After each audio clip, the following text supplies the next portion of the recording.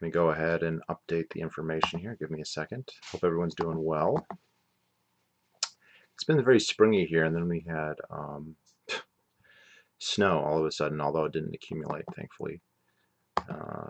And I wanted to talk about anecdote, but an interesting one, an illustrative one that happened recently. I was talking to a guy who was just graduating. It's that time of the year where people are finishing up high school and finishing up college. I was talking to a recent graduate of Brandeis University. So it's a university down in Mass. Mass has, I think, just Boston alone has something like 27 universities. And this was in Newton or Waterville, one of the towns just to the west of Boston. And so he just graduated. And obviously it's kind of weird because there's no graduation, there's no ceremonies. It's very anticlimactic for most people. I'll just say if you are graduating and you feel like you're missing a normal graduation with all the pomp and circumstance is itself fairly anticlimactic. A lot of that ceremony is very, very empty. Now, I'm coming at this from a really biased perspective. Not that I'm a libertarian and that I hate schools, that's all true, but I was always in the band, and so like my high school graduation, that was not my first graduation, it was my fourth graduation. And in college, since there were multiple different colleges at my school, in the fall we would usually only do maybe one or two, but in the spring we would sometimes do like a dozen graduations. So by the time I finished school, I had been to close to 100, and so for me, the idea of like going to my own graduation, like people at my family was like, "Are you going to go?" And I was like, "No, of course not. You're kidding."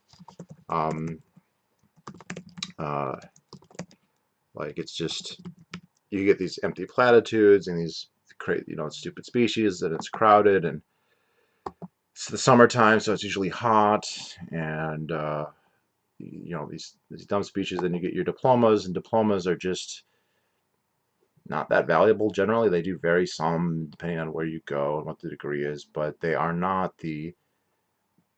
but the way schools are pretty much everywhere, whether you're talking Ivy League or run of the mill, like if you put in the time and you spend the money, you will get the degree. You will a degree. Now you might not get the one that you want necessarily. It's possible that you do an area of study that you're not able to complete, but you can always change your major. Again, if you put in the time and you put in the money, and you will get something. This is not like a competition where people who try and win like a championship or whatever. There's people who will just never win a championship, whether it be in wrestling or ping pong or hockey or whatever it is. Like the people who win the Stanley Cup, that's an elite. People who win the Super Bowl, that's an elite. College diploma isn't that.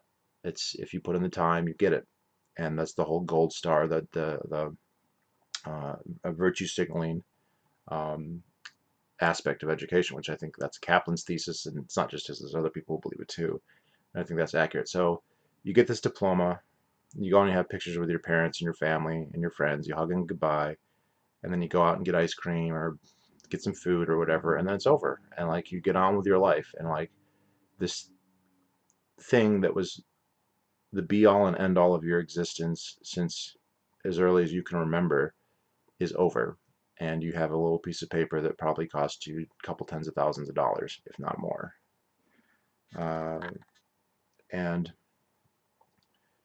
so there's so much about education that's terrible and worth saying. But for those of you who are like upset or nervous, sorry, I've updated everything on the page, so this should be good. It's anticlimactic even without the ceremony, even with the ceremonies. You might tear up, but at the end of the day, you go back to your apartment, you go back to wherever. So, hey, Dread Pride Alex, where is everybody? Well, you all know where I am. You missed my lives. Here I am.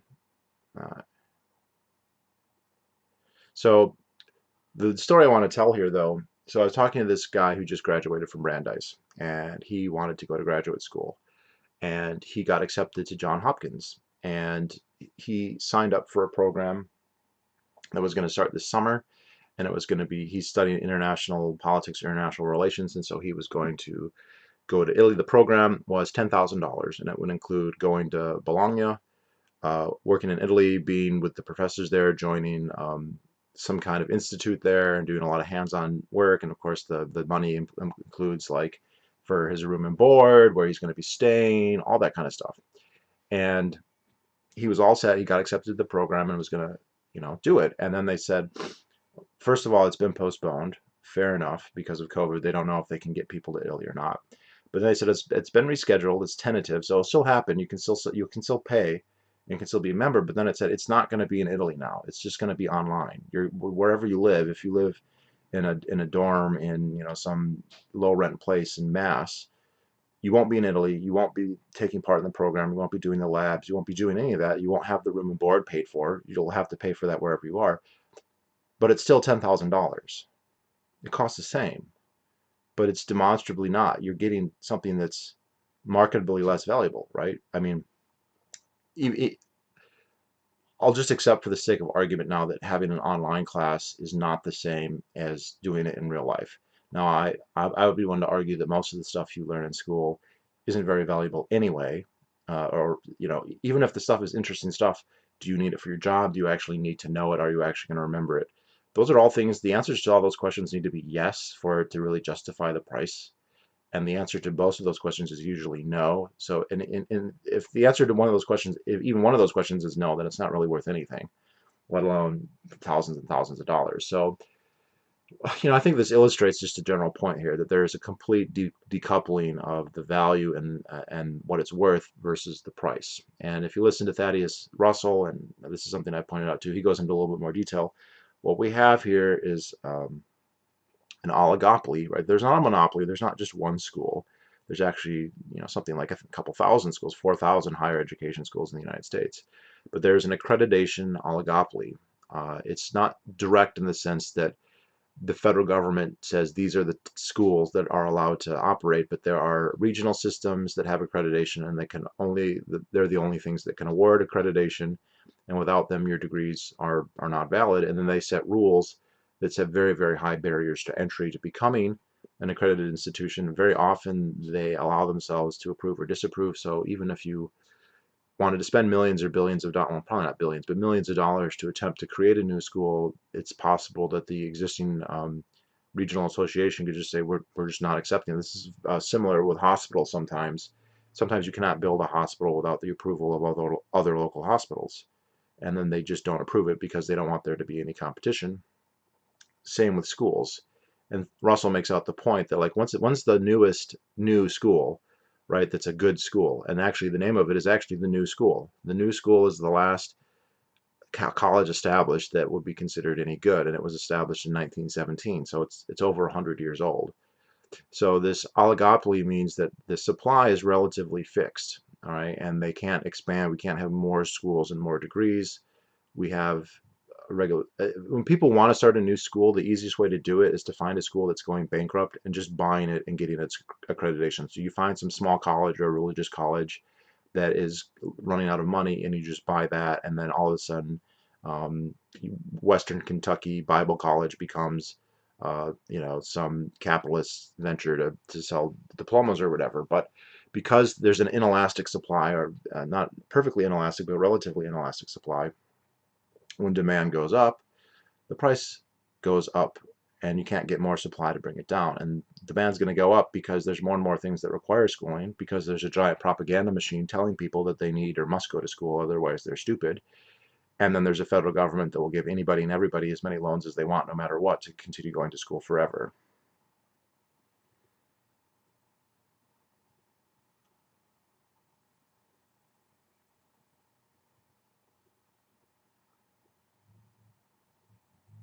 Oh, good.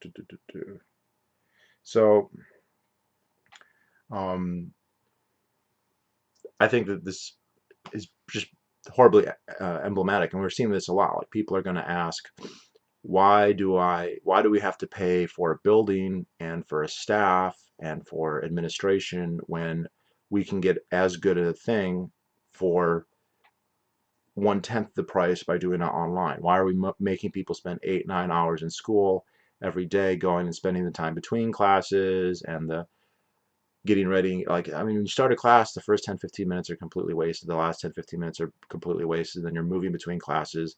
The material is not at your own pace. So unless you are just exactly at the pedagogical level where the pace that they're doing is the best pace for you, which is either, it's never going to be, it's always going to be too fast or too slow. And then there's maybe that one student in the middle, but maybe not even then, that it's kind of roughly analogous. So uh, there's just an enormous amount of time wasted. And again, I talked to a guy in high school who was like, I do all my work in about an hour and a half every day.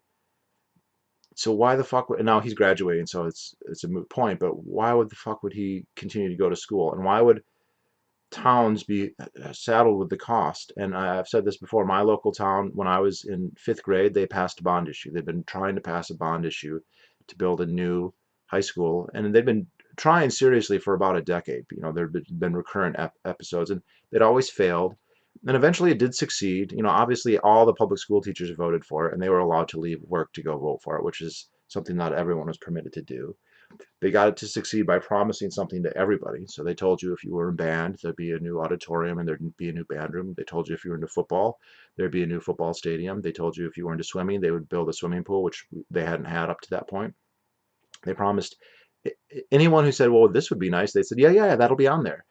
And then they passed the bond issue, which I think was something like 26 or 30 million dollars. You know, for a town with 10 million or 10,000 people, that's a lot. It came out to something like $2,000 per average household per year for like 20 years, something like that. And I don't know if that's the actual amount because they're servicing the debt too. So, you know, don't quote my math on this, but so they build a new high school, and it's this nice new building, you know. And when I started, I was the first class to go spend all 4 years at this new building. It can't be shown that that building increased one student's IQ point 1 point. It can't be shown that one fact was learned that would not have otherwise been learned. Nobody was any smarter. And of course, they went back. They didn't build a pool. They didn't build a football stadium. They did build an auditorium, but it was only half the size of what they promised or what they alleged wasn't a promise, right? So, oh, do you get a refund if you voted for it? It passed by a very, very small margin. If you voted for it on the belief that it was going to do those things, sorry, no refunds. And again, no, did anyone get a better job? And also, the population of the town started going down. Like the number of kids in this public school was declining. So it's all this expense, and it's the staff, and they have to pay for the salaries for the staff and their pensions, which are very generous, and their health care, which is they all have A+ plans. They have the best plans in the world that you can get. That's hugely expensive when you're talking about a couple hundred employees. And it was just a couple years later, I was in college and I got an email saying we're going to have another bond issue that was half again as big, another $10 million. They weren't even going to build a new school. They were just going to fix up some of the old schools and buy some extra land and God knows what. And you know, like they're like, well, we know you're in college, but come and register to vote here so you can vote. What kind of, like, what does that even mean for like democracy to, you know, tell people that they should do that, that they should, you know, gerrymander, they should come back. I'm not going to have to pay the taxes. I don't live in the town. I don't own a house there. So I should come and vote for this education plan that's going to impose taxes on everybody, but not me. What the fuck is wrong with that? And like also the fact that the public school teachers can basically vote themselves, if not a raise, a better office. So now the question is going to be, okay, now we have all these buildings, and also I don't know the details about this, but the last time I was home this Christmas, they're building an extension to the gym, you know, and it's big, you know, it's a big effort. I don't know how it's got to cost millions of dollars. I don't know how many. I don't know why. The school's smaller. The gym was big enough for everything. This was just to have another practice place. People are going to be asking why are we paying for that when there's nobody even in the building? Now, granted, well, it's Corona, and there's not always going to be Corona. That's fair, but it raises a whole host of very similar questions. Why are we paying for this stuff when it doesn't need to be used? We're just going to give a gold star anyway, and this is true in the colleges where where a lot of people are just we're pass fail. I was just talking to a guy at Yale. He just graduated Yale, so he's like the first Yale guy that I've met, and he said that's exactly what they did. They switched to pass fail for a lot of classes, and he said obviously the academic requirements were reduced to do that, but they're still going to get a degree. The degree isn't going to have a little asterisk that says they didn't really earn this. They did really earn it, because what it takes to earn it is whatever standards the school, says. So wait a second. And I even asked him, he was a math major, so he has a math degree. And I was like, how many of your classes were math classes? And how many of them were like liberal arts classes? He goes, oh, it's at least half, maybe two-thirds were not even nominally related to his degree. So he's got to pay for all that to get his gold star. It's a huge scam. All right, this is important. One second.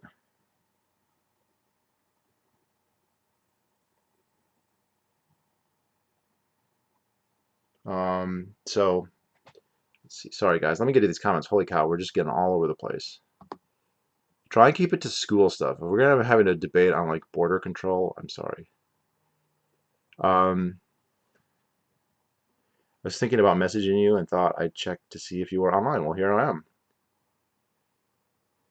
The question that will wake people up to all these insane mess will be who benefits from the corruption? The big banks, corporations, the psycho elites, politicians. Well, the big bank, I mean, the well-connected people are getting trillions. The rest of us are getting thousands of dollars that will be inflated away within a year. If public schools don't go away, what would you prefer they teach? Should schools be segregated based on gender? See, the problem, it's hard for me to answer that, Jolly Crocodile, because I don't believe in a universal pedagogy. I think one of the problems with even the idea of a public school is it's predicated on the idea that there is some kind of pedagogy that's best for everybody, and that's just false. Like, there's definitely things I would want to learn and that I think are important, and there are things that I think are important, but there are other things that are also important that you could make a very plausible case for. And I don't think objectively I can show that what I would list are the best for everyone. They might be the best for me, they might be the best for other people who might agree with me, but other people might say, I don't think that that's the right emphasis, and they're not wrong. And so it's kind of, you think about this, when I was in college and we would talk about curriculum, and that we would read debates about should like they would answer questions like, should the school district cover the Armenian genocide or the Empire of Mali, right? So you have this African Empire of Mali and you have the Armenian genocide. Okay, so those are both historical facts. And let's just say they're both important, and I agree that they are both important, and they're good to know. It's not bad to know about either one of them, but there's only time for one. So how do you pick? And it's just a stupid question, right, to decide for some curricular council to decide, well, and in that case, the Kingdom of Mali won, for whatever reason. And so, uh, no, I don't, you can't teach critical thinking. Everyone says critical thinking, and critical thinking would be awesome, but there is no way to do it. There's no known way to just institutionally teach it. Um,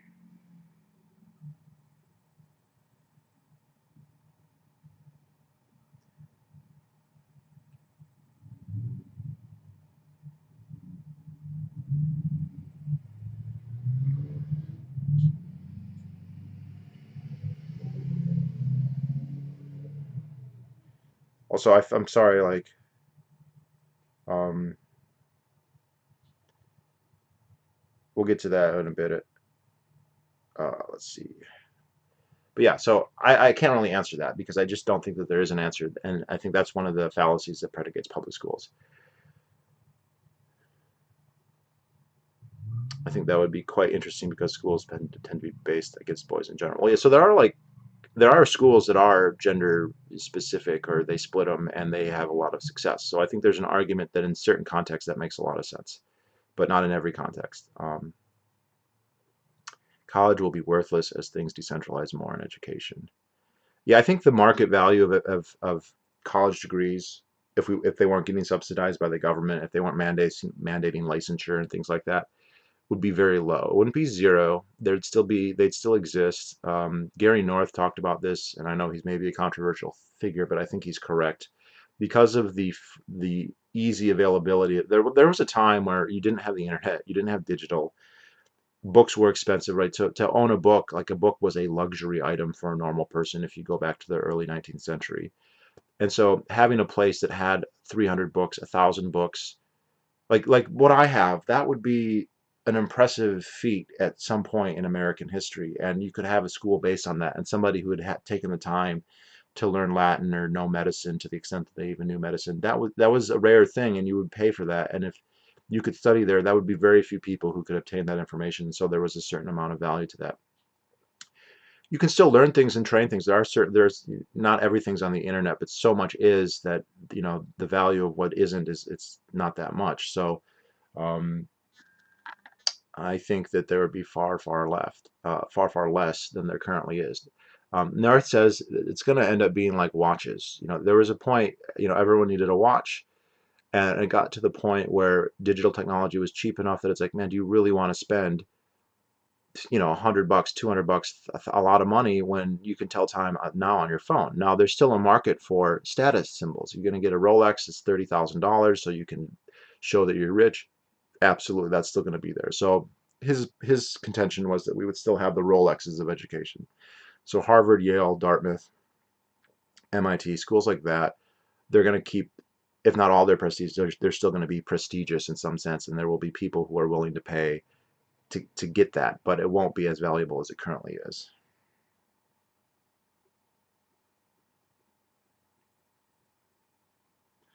Uh, I wouldn't I wouldn't mind a free market driven college system, but the state has no interest interfering with higher education, allowing crappy people.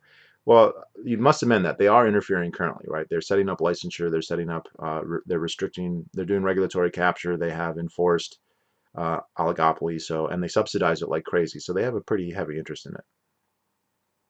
Uh, allowing crappy people, allowing crappy people work at high positions is a real thing. Uh, You've taught me a lot arguing libertarianism better. I love correcting and challenging my positions better to ask you questions. You're a boss. Oh, thanks, Crod.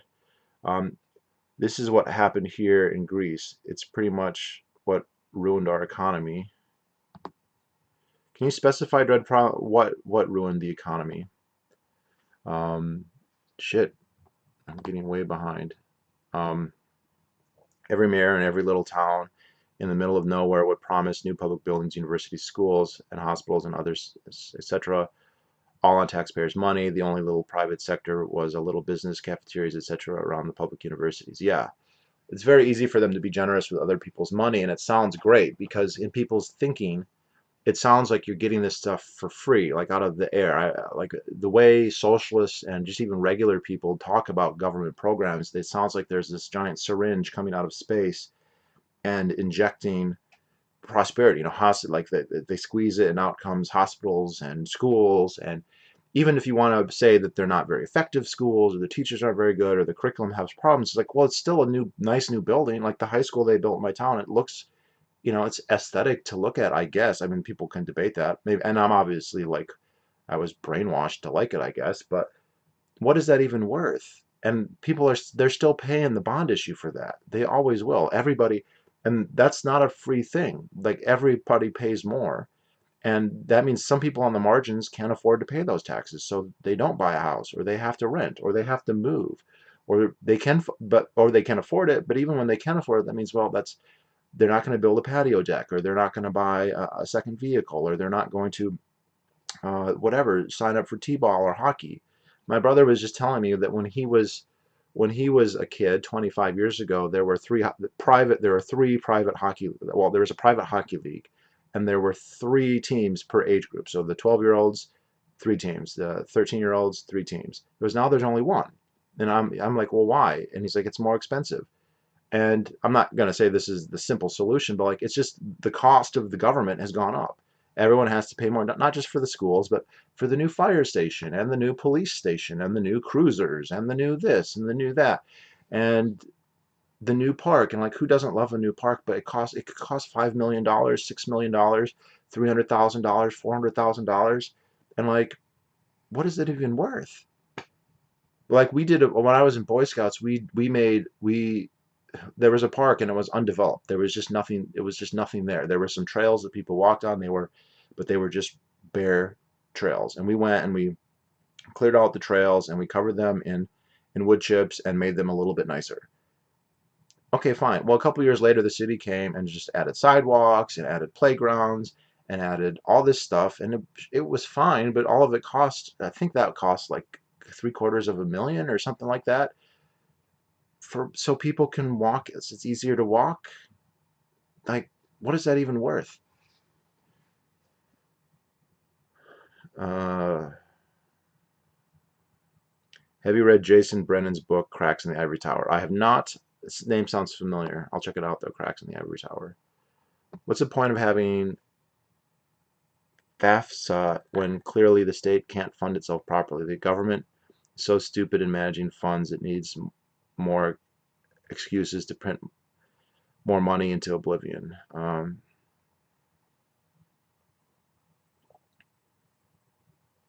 go to I go to both an American college and also a Greek university. They both have their weaknesses and strengths. How do you go to both? Is it some kind of study abroad program or what? Okay. I rather learn stuff that teaches me how to learn efficiently, but not opposite against my thinking. And yeah, so, but I don't know. Everyone's different, so I don't know if you can really teach that to everyone. I wouldn't necessarily chant victory just yet. Yes, the schools may be closed, but mandatory online classes can also be used for Big Brother to control the.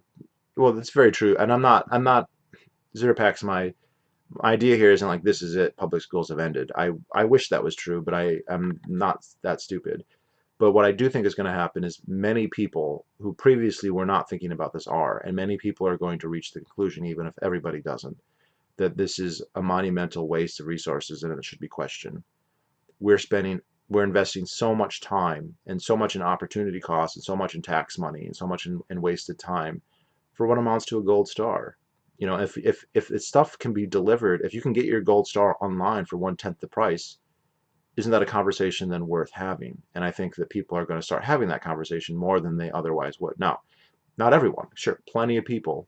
Just like I also think a lot of people are going to be homeschooling their kids, basically, and some of them are going to hate it. Some people are going to be like, man, I am so happy when the public schools come back and I can offload my kids and have the state abrogate my parental authority, my parental responsibilities. And some people are going to say, you know what? I actually got to know my kids, and I'm glad that that happened, right? Again, so you're going to get both. The former group, they weren't going to change anyway. It's the latter group that now have had the opportunity to learn a lesson. And how many people is that? I have no idea. But in a country like the United States, it's going to be, many thousands or a couple million, who knows? Greek university is much harder and serious, but has other problems, such as degree inflation screws up businesses to choose the right candidate for a position that's heavily regulated by state intervention, making it harder to hire with very people who don't have. Yeah, there's immense grade inflation, and there's grade inflation, and there's degree inflation. There was a point when getting an A or getting a like it's very often like you would read in the syllabus stuff along the lines that a 4 point is an outstanding. Like a 2 point means you did well. A 2 point means you know the information and you're competent and you did a good job. And that a 4 was like that's excellent, that's outstanding, that's unique, that's superior to what normal people. Okay, so on that metric, not everyone can get a 4 point because not everyone can be superior. Not everybody can be excellent. If everybody's excellent, then the standard of excellence, then that doesn't mean anything. But the way it's kind of shifted is now if you just put in the effort and you do okay, then that should be a 4 point. And it should be easy to get a 4 point. And I remember I had a teacher, and it was just like, it was a history of opera class. It wasn't like a serious class. And we had to write these little short essays, like 2-page essays every week on a different topic. And she had a system that boiled, she didn't actually use a point system. She used a check, negative check, a check, and a check plus. A check plus was like a 4 point, a check was a 2 point, and a check minus was like a 0 point. And out of a class of like 80 or 90 people, she might give one check plus, and everyone else would get checks or check minuses. And there was an outroar. People were complaining to her, complaining to the dean, and saying, this is not fair. I did the assignment. I should get a check plus. And she's like, yeah, you did a good job. You got a check. That's what a check is. Check is a 2 point, means you did a good job. And they'd be like, no, I need a 4 point. There has to be a 4 point. I put in the effort.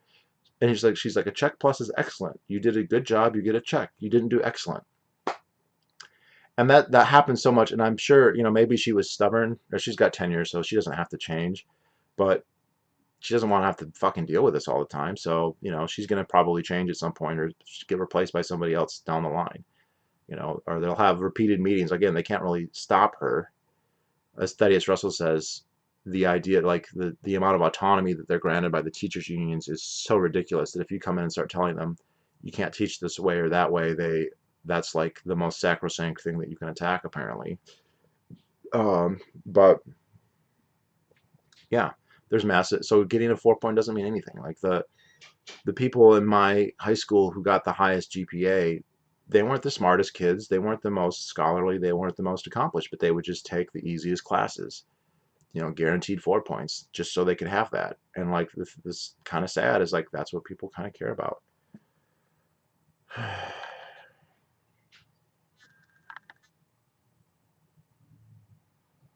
I will get the fuck out when I get older and finish with my studies. Currently the GTA in English deep department, and currently a GTA, what is GTA, General Teaching Assistant in an English department, and can say online courses are a different animal entirely.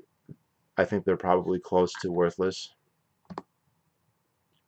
if designed and taught by traditional instructors.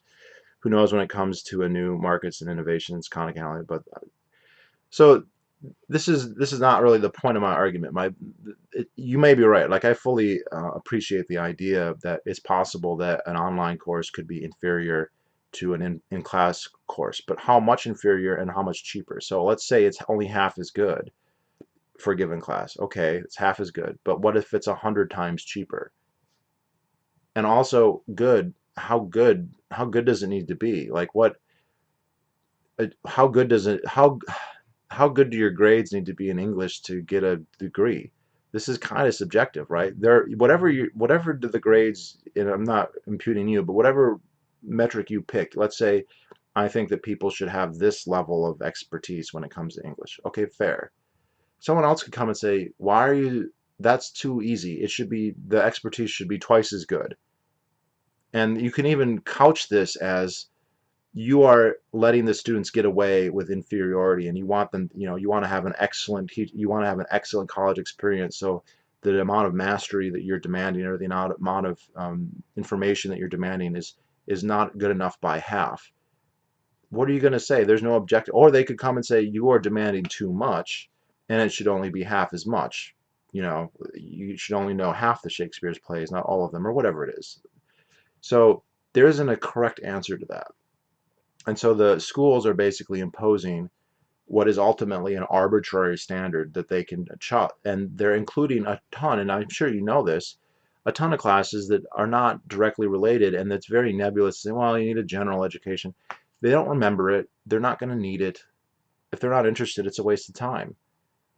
Like if you just go to someone who doesn't care about history, I'm like, here, read about all the dynasties of China, and you're going to have to pass a test on this.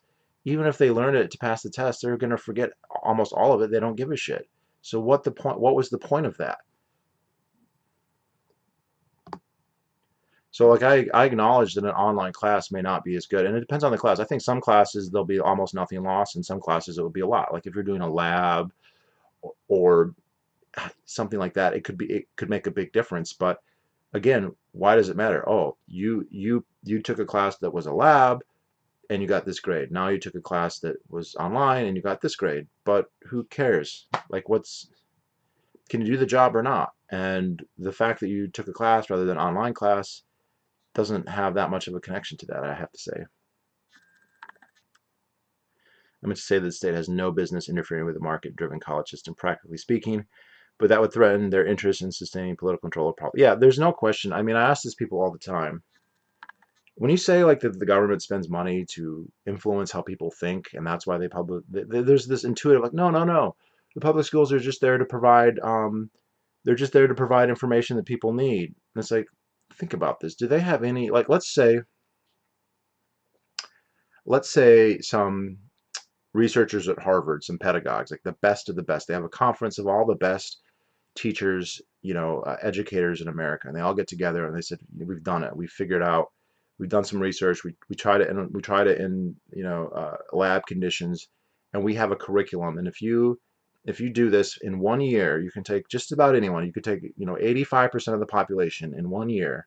You take 85% of the 13 or 14-year-olds, and in 1 year, they will be able to do critical thinking, and they will be able to learn any material that they need to learn very quickly, and they're competent and they're responsible and they have good judgment.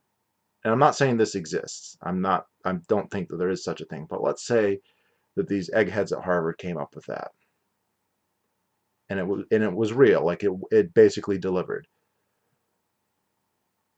Would the government implement that?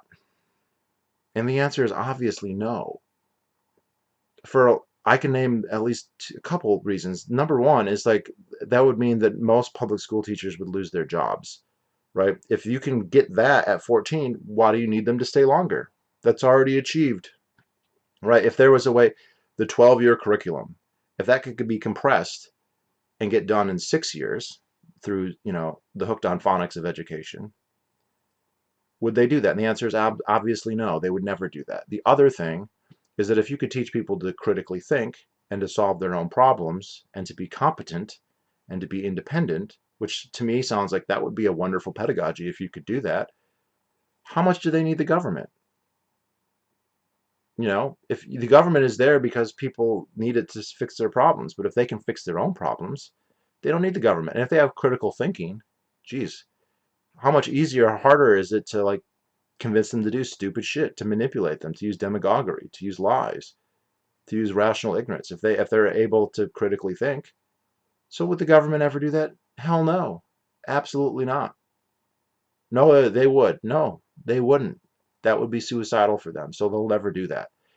And again, that's assuming that was possible. I don't think that would be in an institutional way necessarily, but it wouldn't matter if the thought experiment is a demonstration that they would never do that and why they would never do that.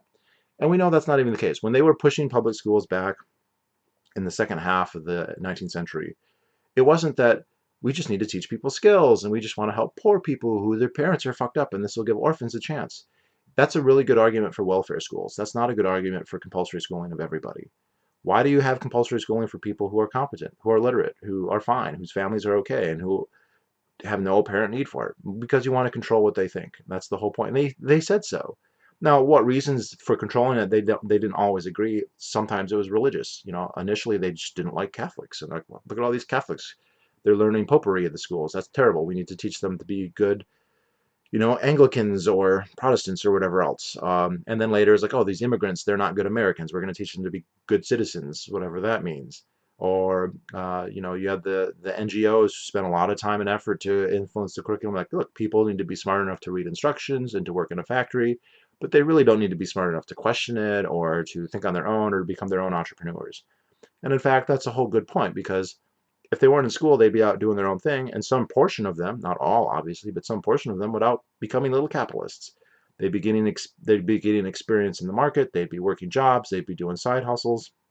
And again, most of them are not going to become Horatio Alger, rich people, but some of them are. And who wants that kind of fucking competition? So you know what? Keep them in school until they're 18, and then do everything you can to get them to keep going to school for another 4 or 5 years and get them into debt. So they're not going to be a capitalist after they finish college, because they're going to be just trying to get stuck in the rat race, right? Where does this term, the rat race, come from? We didn't have that term before. So, yeah. I go to an American college here. It's a U.S. education system college, but located here. Interesting. Hey, ANCAP 217. Maybe, but I don't think so. It's not about the method of education. But who determines what education your child will get? And slaves want the government to determine what your child learns, not you. Uh,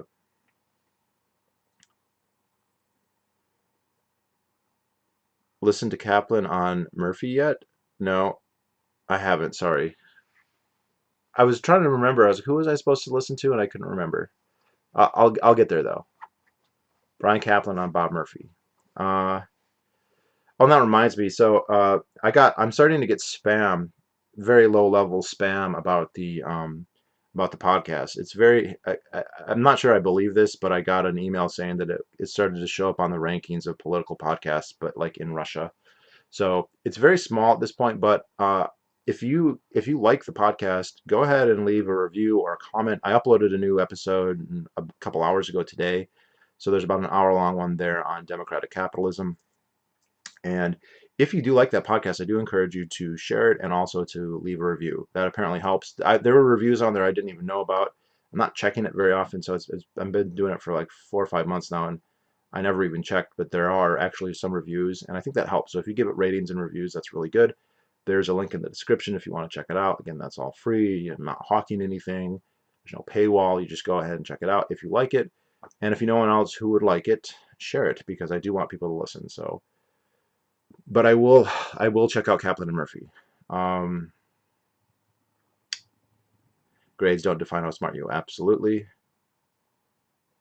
You notice that private education in the 19th century proliferated in the US and Great Britain, but pretty much not in the rest of Europe. Most Europeans became literate through compulsory schooling. Yeah, but literacy clearly does not require that because literacy came to the United States before our public schools. And I would argue that there's actually more literacy before. There's a higher level. If you just read a newspaper. Um, if I want to become a coder tomorrow and make tons of money, I can easily teach myself to do it instead of going to school and wasting time via, yeah, yep.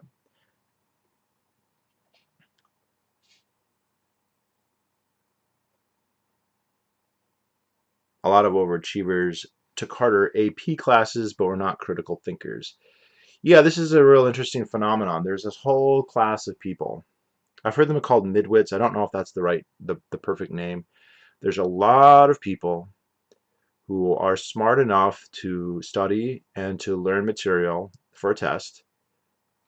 They're not necessarily intellectually curious. Like they don't really care about math. They don't really care about history. They're not really interested in any of that. They're interested in the accolades of society. They like that they got an A. Sometimes they're more or less getting coerced by their parents into like their parents are putting direct pressure. Many times you'd have kids who, I want to do music, I want to do, and their parents are like, no, you're going to be a pharmacist, and that's what you're going to study. I'm thinking of one guy in particular. He played saxophone, and that's what his passion was. And his parents are like, absolutely not. You are going to be a pharmacist, and that's what you're going to study. And that's what he did. But so there's this type of person who they're not a bad person. I'm not saying that, but they study and they get good grades, and because they feel like that it's their duty or that's the right thing to do or that's because they get status that way, whatever it is. And sometimes that can lead to the attitude of that they are actually like really insightful and really original and they have some kind of great contribution. It's like, no, you're regurgitating stuff and a lot of those people are very, I want to say, insecure about their intelligence. Like these are the type of people who are going to remind you, I have a law degree, I have a master's degree, I got a master's degree. Do you have a master's degree? Oh, I've met many I went to law school. Did you? Like, yeah, a lot of people went to law school. A lot of people are dipshits and became lawyers. So what? Like, and they're kind of a part of it is that's what is encouraged in school. Like that's how you get status in school. Like if you could be brilliant, but if you are not a deferential to the authority of the teacher and to the administration, and it doesn't matter how well versed you are, if you are, like, say you have a kid who he just loves, let's say, he loves butterflies and he collects insects and he studies butterflies and he knows every detail and blah blah blah. But that's not a class. That's not a class in college, in high school. So he's not going to get any accolades for that. And if he's just like a mediocre student there because he spends all of his time studying the thorax of a butterfly and he's like, high level in that, doesn't matter because he didn't get a good grade on his chemistry test. And so that's not what gets status. That's not what gets rewards. That doesn't get you on the academic list or whatever it is. And so they don't encourage that. Now there's people who won't care anyway and will still do it. But for your average person, they're going to defer to what the general society tells them they need to do. And so they do. And the general society pats them on the back and like, I went to college. That whole attitude. And which is so fucking pervasive. And liberals are really guilty of this because they'll be like, well, the college educated people voted for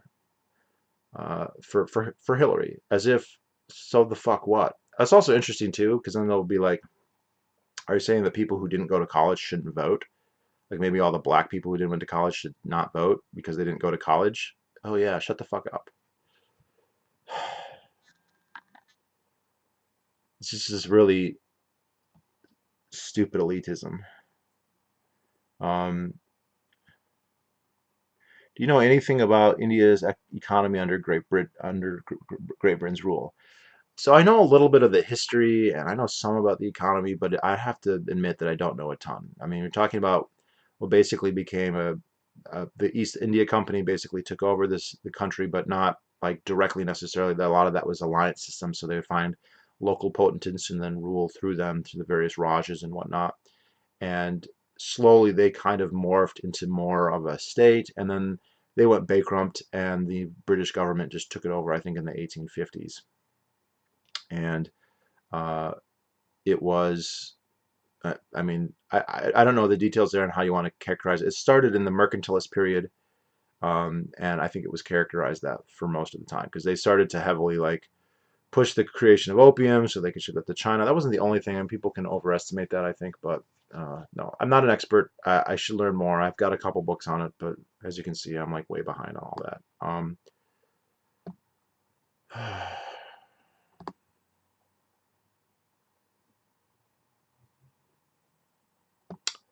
But there should be a market competition to innovate and a useful set of methods to build your skills yeah, yeah, and there definitely would. I think though, because for them to be efficient, that you wouldn't be looking at four-year schools with general degrees. You'd be looking at 9-week classes or academies that said, okay, this is a 6-month academy or a 5-month academy or a, like these are because to be efficient, they like say school one says, okay, we can get it so that you can do, basic surgery in 9 weeks. They're not going to have you say, okay, now let's learn about whatever the Chinese experience during the 1880s or whatever it is. It's because the school that does that, no one's going to go to. So I think that you would see a shift to much more efficient schools that would be smaller. They wouldn't be living so much. They wouldn't have the whole college experience of extended childhood. It would be much more transactional. Uh,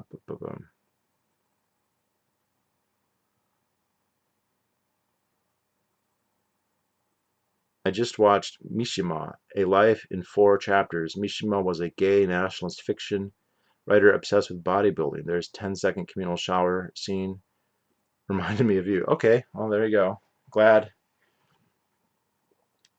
You're right that the standards and norms are themselves at the center of the debate, but as long as there's a body of academic scholars, etc., out there with certain practice and habits, and college uh, pretends to help I like how you said that, pretends to help students gain entry or understand those communities, there is a semi-objective standard against which you can judge. But I do also agree that most students don't need that one perform. Yeah, uh, Kaplan puts it like this: not everyone needs to appreciate opera. Not everyone will. There are some people where that is true. Like there are certain things where that would be useful and that would be nice, and there's people who will just honestly be interested in opera, and that's fine. There's a place to that. But the idea that like, well, all incoming freshmen should know what know about Deflator Mouse or Puccini or whatever, and that's you know. I think I'm not even denigrating the topic. I don't want any of this to be construed if I list a topic that I'm denigrating that topic and saying it has no value. I'm just saying it doesn't have some objective general value that we can assume everyone needs because that's almost never true.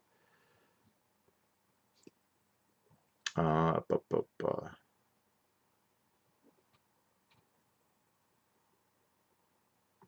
people people say making a lot of money coding wise, the market is flooded. Um, I was taking a college art course before COVID. They would give me a refund after switching to online classes only, which to me defeats the purpose of taking the art class.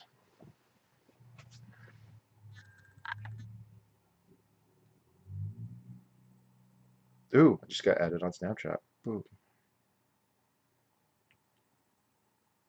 Um, yeah, so so I'm glad um,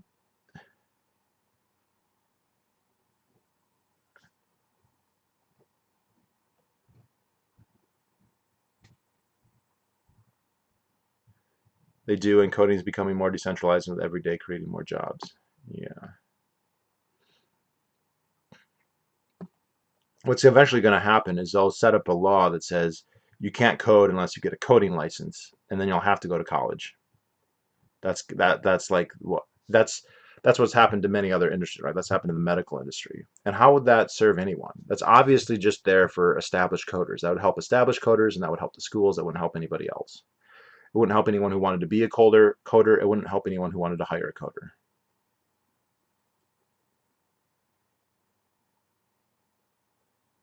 Private individuals have built a nice staircase up a trail for just the cost of the product. The city spent tens of thousands for it to be demolished and built a slightly better one for 100 times the cost. That sounds about right. Sounds about right. Look, you don't have to be frugal with other people's money when you can just tax them for more. Why would you give it or get it printed or whatever? It's the same thing. The class the class or online courses are both ways to learn something different service products. Then you can take test certificates that specify what you actually know. Or I mean, like employers could do that. And that's another. This is actually kind of an interesting thing. Is the meat industry is the same way. It should be. It really should be up to the employers. It's their responsibility to vet their employees. Does this person know what they're doing or not? And they would have to find ways to do that. And there probably could be third-party certifications for that, right? Organizations that say, hey, we'll certify whether somebody's a legitimate doctor or not, and the hospital doesn't have to do the background check themselves. That could happen. That probably would happen. We might even have some of that right now. This is something that I'll stress this a lot, and I've mentioned it before, but like with the meatpacking industry, the initial regulations were pushed by the meatpackers themselves, but it wasn't pushed to eliminate their competition initially. Initially, they wanted to export stuff to Europe. They wanted to export meat to Europe, and there were standards. If you wanted to export stuff to Germany, they had all these standards. And you didn't need the government to meet those standards. You could set up your own labs, but you would have to pay. And so the meatpacking industry said, so why are we paying to certify our own meat? We should just have the taxpayers do it. So that's when the FDA was created. The federal government created this basically to externalize the cost of creating a standard so that they could export meat to Germany. And then they started using it for regulatory capture as well. And so we kind of have this with schools. The employers aren't, they're paying for taxes, so I don't think they're really getting the deal that they think. But the schools are then all the vetting process. Oh, you got a gold star? The problem is because so many people are taking it and because of great inflation, it's not really showing competence anymore. It's just showing like compliance. You have compliance. Now, compliance is valuable. It is valuable. Like it's valuable for a company to have compliant employees, like to at least some of them. So that's fine.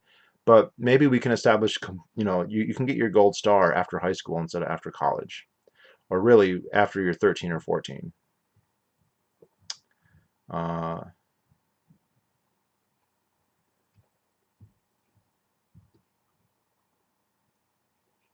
Lots of people go to college to get a degree, to get a job. If online institutions started giving certifications that were viewed on par with university degrees, it would be a big threat to the system. Absolutely, it would. So they'll have some kind of legal thing that says you can't, that's not certified.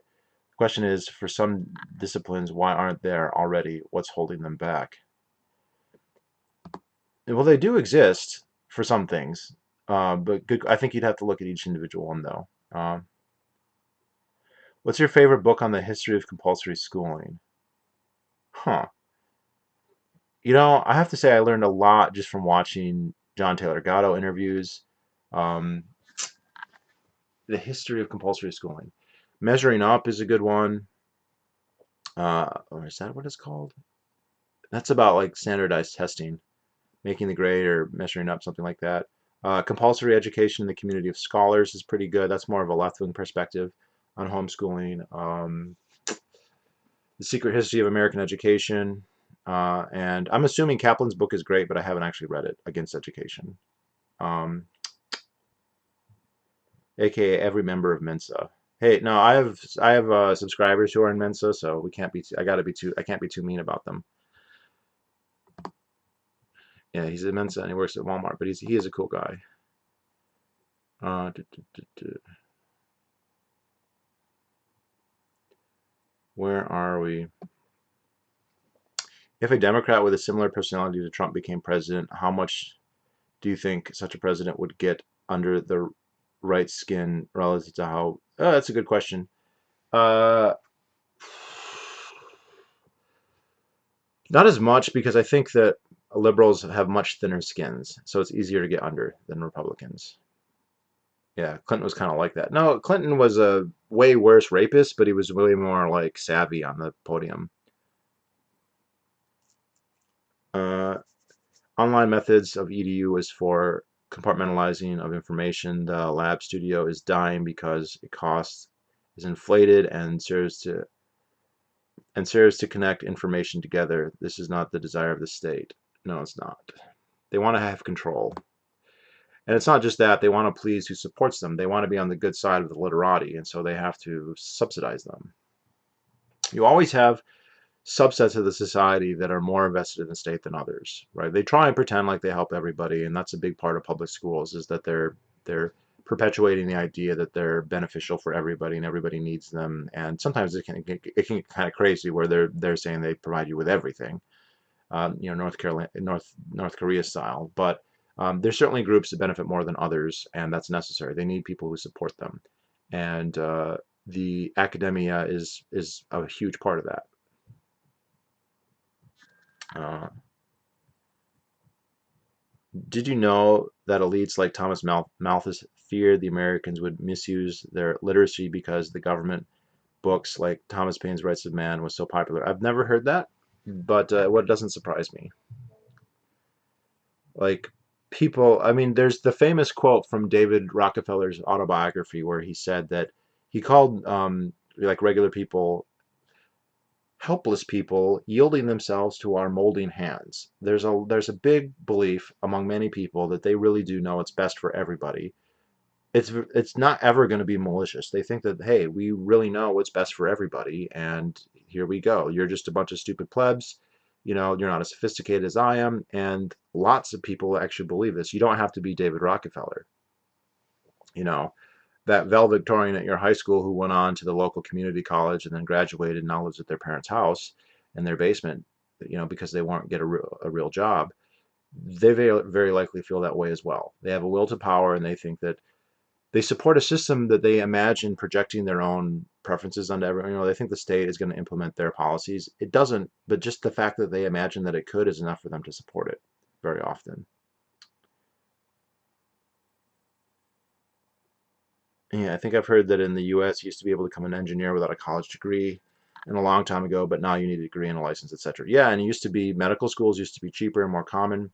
I forget the name of it, but there was a famous report made in 1917 that this guy came out and he said there's too many doctors and they're lowering the wages of existing doctors, and so we need to restrict the number of medical schools. And they got multiple states to basically enforce that, and they specifically said there are too many there are like 15 or 16 black colleges that were making black doctors, and they closed all but two of them. The one of them that stayed open was Howard University in Washington D.C. But the whole the whole point is that was to raise the wages of doctors, and of course they couch it as, well, this is quality control. We want the doctors to be qualified or whatever. But the number of doctors that the United States produced every year like declined by large. It was more than 50% from 1917 to like 1922 or 23, which doesn't make any sense.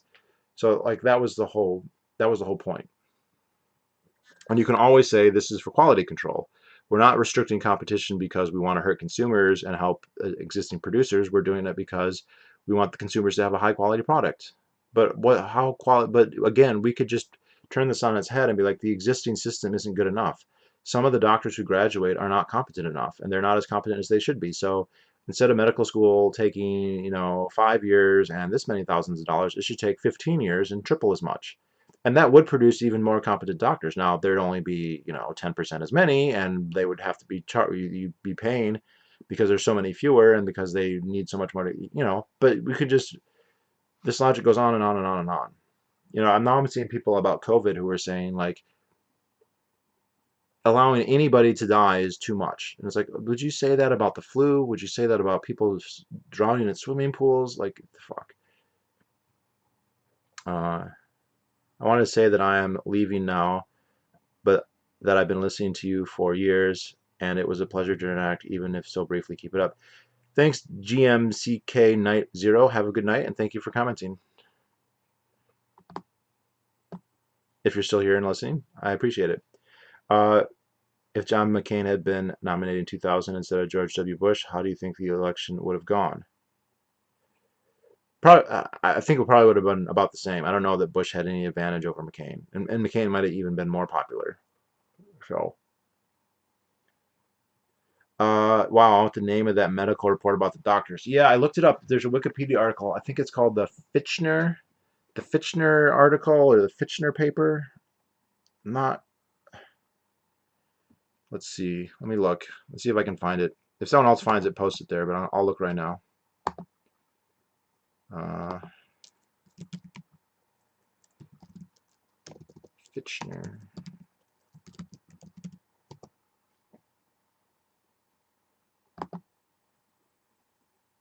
Uh,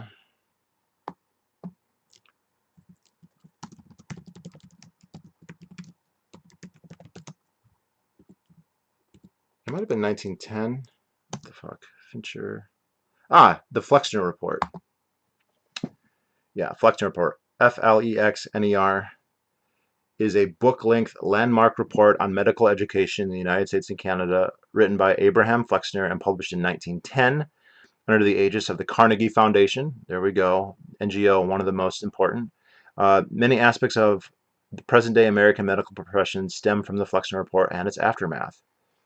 This would be like, this to me seems like this is a very important thing that like in any kind of history of the United States, you'd spend, 2 minutes talking about this. But people don't. Yeah, so Flexner report. Am I allowed to post? Can I post? I'm not sure of how this works. Let's go here. I don't know if this is going to work. Like in any kind of... Oh, that's me. It's weird watching myself.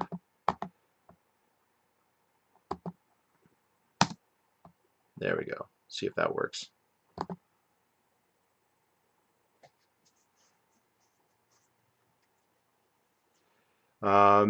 If we get rid of public schools in favor of private welfare schools set up, would the welfare schools be means tested, or could we just use as needed for poor single mothers, etc. for daycare? Yeah. So the problem here, I'm asking me that. Hey, Luke, how's it going? The problem with asking me that is I really don't support the idea of welfare schools. I don't trust the government to handle them well. I don't trust them to be effective, or I think that they're going to be very poor. I don't trust them not to have mission creep, because the public schools that we have today did start as welfare schools initially, right? You would have a school set up for orphans or a school set up for whatever, and then there would just be this push that, well, this should be compulsory. Now, it took a while. People don't realize this, but public schools really didn't become compulsory until the end of the 19th century and into the 20th century. It was sometimes 1910, 1915 before you started to get most states mandating that people attend.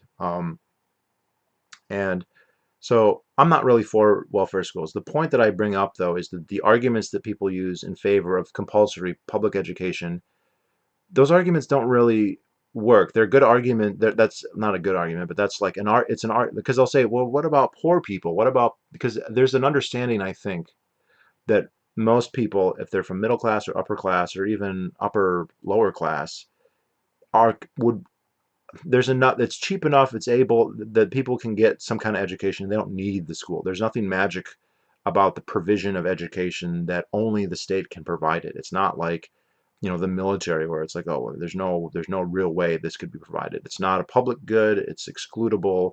There's an obvious profit incentive for people to provide it, right? So people know that, I think, which is in fact why very often they invoke arguments that are very unrelated. Oh, it's better for socializing. Well, what the fuck does that even mean? But so let's say, well, the big argument will be, what about poor people? Sure, upper middle class, even upper lower class people, they can afford it, but poor people can't. And so that's why we need public schools. That's an argument for welfare schools.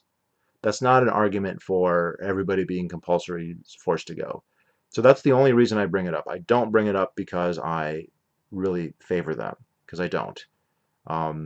So this is, I get this is a problem for me too, because everyone knows I'm into communal showering, and so people say, should communal showers be mandated in public schools? And I was like, I mean, I think public schools should be abolished. So like, it's not the best question to ask me.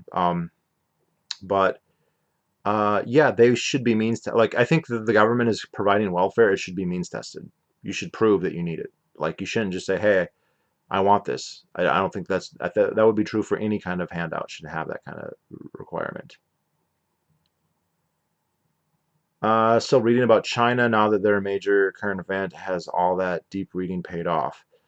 Uh, Paid off in the terms of money? No. Paid off in that it's helped me understand a little bit of the culture and the history? Yeah, absolutely. Am I still reading about it right now? No, but I've that like that whole top shelf, a lot of that is China, and then that bottom shelf there, you can even see there's the Cambridge, that's the Cambridge Ming Dynasty. Um, but I've been interested in other things for a while, so I haven't been doing China heavily. Uh, but yeah, it certainly helps. Also, I think there's been a lot, like Xi Jinping seems to have changed a lot around 2014. And so kind of the post-Mao, Deng Xiaoping, capitalist, more open, that kind of ended with 2014, and we're looking at a more Stalin style totalitarian dictatorship. Without, and they're really pushing like means of production control, or they have private owner. It's really a very fascist system where there is technically private ownership, but any company with over 40 employees has to have Communist Party members on the board. And so you're getting state direction of almost everything. And it's really, really nefarious. And if you read Azar Gott's book on war and human civilization, he points out that the communists are very inferior when it comes to harnessing resources. Yes, they have totalitarian control, but because they eliminate so many market forces, they end up wasting their advantage. It doesn't matter that Stalin had the dictatorial powers that he did. He wasted huge portions of his wealth. He goes, the Nazis and the fascists were much, much better. They were comparable in terms of their war-making potential to the democracies in terms of how they could utilize resources. So, um, China is formidable in that sense, but I don't know how this is going to pan out. And it does seem like the previous kind of détente has has ended. So that's kind of scary. Kissinger contrasts the Westphalian system with the all under one sky Chinese philosophy. Did you come across that? No, I've not heard that. Are we really? I don't think we're in a Westphalian system anymore. I've always found that weird when people say like the nation state didn't really start until 1648. I find that that's a very strange way to look at it. I see what they're saying, but like the modern nation, people will say that's the kind of start of the modern era as opposed to like pre-modern states. Fair, I guess, but I'm curious, what does all under one sky mean? That sounds very Chinese, though. Saying that the only real education is the public one is one very bad, no true Scotsman fallacy. I the They've been in a problem because because there's this loophole that allowed homeschooling, which is apparently very unusual everywhere outside the United States. Technically, it was illegal in a few places. There used to be a UK YouTuber who was homeschooled, and he was atheist and very erudite and very literate, and they were constant. His family was in constant legal battles, and I believe they've basically made it illegal there now, just in the last couple of years. And the evidence is pretty good that they're academically at least as good as public schools, if not better. And the standards that people like, when you read the people who really hate homeschooling, what they'll say is like, yeah, the research that we have shows that they're fine, but there's problems with the research, which is fair enough. But they say, well, even if some homeschool students are doing well, some of them aren't, and so they're totally invalidated. And it's like, by that standard, public schools are invalidated as well because many people in public schools are not getting served. They're not learning anything. They're just wasting their time at enormous taxpayer expense. So again, that's double standards like that just piss the fuck out of me. Like when people can come and say, if we can find one homeschooling student who And they don't even talk about literacy. They talk about they have, they believe in creationism, so it's invalidated. They have, it's like, well, can we find one public school student who believe, like, they just have a complete double standard. And so there's this, when you read them, there's this very clear agenda that they want to control what people think, and they want to use the schools as a weapon in the culture war. So a lot of gay people want to use it to discredit religion, and this is why we have all these stupid debates about creationism versus evolution. Who gives a fuck?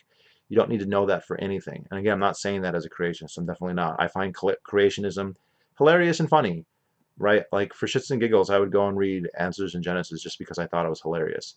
Okay, and I find evolution super fascinating. But guess what? I can easily imagine how that has no place in a pedagogy for an average person, unless you're studying biology or Earth history or something like that. It's transparently to be used as a club to advance the social agenda. And you know what? It's not just that. It's literally the entire curriculum. That's the entire point. Uh, It's actually about, yeah, I like this point zero packs. It's actually about destroying your ability to properly socialize. You don't learn about how to socialize in real life by going to prison. It does make you good subservient slave to state thought. That's very good. And John Taylor Gatto brings up that point repeatedly. It, real life, real human society is not everyone segregated by age cohort, where you have a whole bunch of people who are all born within 9 months of each other or within a 1 year period, more or less, together all the time, sitting in a room with a much older authority figure telling them what to do. And then, that is not real life. And Gatto talks about as a kid, he would be, he'd go out to like the park and he'd see like there'd be kids playing, whatever, jacks or dominoes, and then there'd be like older kids, making out, and then there'd be like adults having picnics, and there'd be old people walking around, and you're all mixed together. And that's healthy for so many reasons. That's good. That creates a vertically integrated society and a horizontally integrated organic society. And that's much more natural and that's much better. That's much healthier. And there's a lot of pathology. Becoming an adult, going from a child to an adolescent, is a difficult period in a lot of ways. You're basically become physically an adult and mentally an adult. And that's challenging. And if you put somebody like that with a whole bunch of other people like that, that's actually worse. Because if you put that same person in with adults and with kids, then they can learn from the adults. They can see the perspective of what they used to be to what they will be, and that's very beneficial for them. Okay, it's better. It's pathological to put them all together. So this whole idea that schools socialize you, that is something they literally pull out of their ass. That's never defended. It just kind of sounds plausible to most people, but if you really dig down, it's not really there. And the argument is very strong. And if you read Teen 2.0, so I'll reference people here. Teen 2.0, he's not calling for an end of high school, although I think he's basically saying they should be free, so they shouldn't have to go. But that's one of his arguments. Like they're not children anymore, and they should be free. And you could make the argument this is even true for so-called children. So yeah, I agree with that, Zero Packs. I think that's completely true. They're making you deferential to authority. They're making you obedient and subservient. They're making it so you just obey without thinking, which I mean, that can be fun. But well, that's another video. They'll come up when I do my hypnotism video, which will be coming up before too long. Why is China so interesting to so many Americans? Seems like one of the most uninteresting and backwards countries. Most Asian countries and Middle Eastern ones are really weird. Well, uh, the fact that it's so large, that it has such a long history, that there's so much continuity with that history. Um, there's so much technological advance that has happened there. Now, I agree with you that they've been behind for 200 years or more, and there's a lot of lessons in China, and that like this is what not to do. Um, and so I think that's interesting. There's the whole the European age. Why did after 10,000 years or 10,000 years of Neolithic history did the western corner of Eurasia not just politically conquer the world, although they did that, but like even more significantly culturally conquer the world? Western dress and Western ways of thinking and Western science and Western religion and so many. Why are they so potent relative to everything else? That doesn't mean they've destroyed everything else or taken over everything else, but they're very potent and they've spread in a way that other ideas haven't. I think that's interesting. And their big competitor, like the number one contender in this would be the Chinese example. Uh, what is the deal with his support of communal showers? Why are you asking them and not asking me? I have a whole video called The Curious Decline of Communal Showers. Feel free to watch it, and I do go into detail as to why that is. Schooling is about destroying the family unit and making everyone into mindless slaves. It's actually dumb to make it legal to avoid that. Yeah, that is about destroying the family. And it's separating parents from children. It's giving them competing authority figures. It's telling them to trust the state. It's telling them not to think. It's telling them to obey. It's telling them to conform. It's preventing them from being independent. It's preventing them from developing market skills. It's preventing them from developing social skills. So it's one of the it might be the worst thing. I mean, obviously the wars are killing people, so it's always hard to not just say that's the worst thing. But public schools has got to be like the linchpin of the whole thing, I feel like.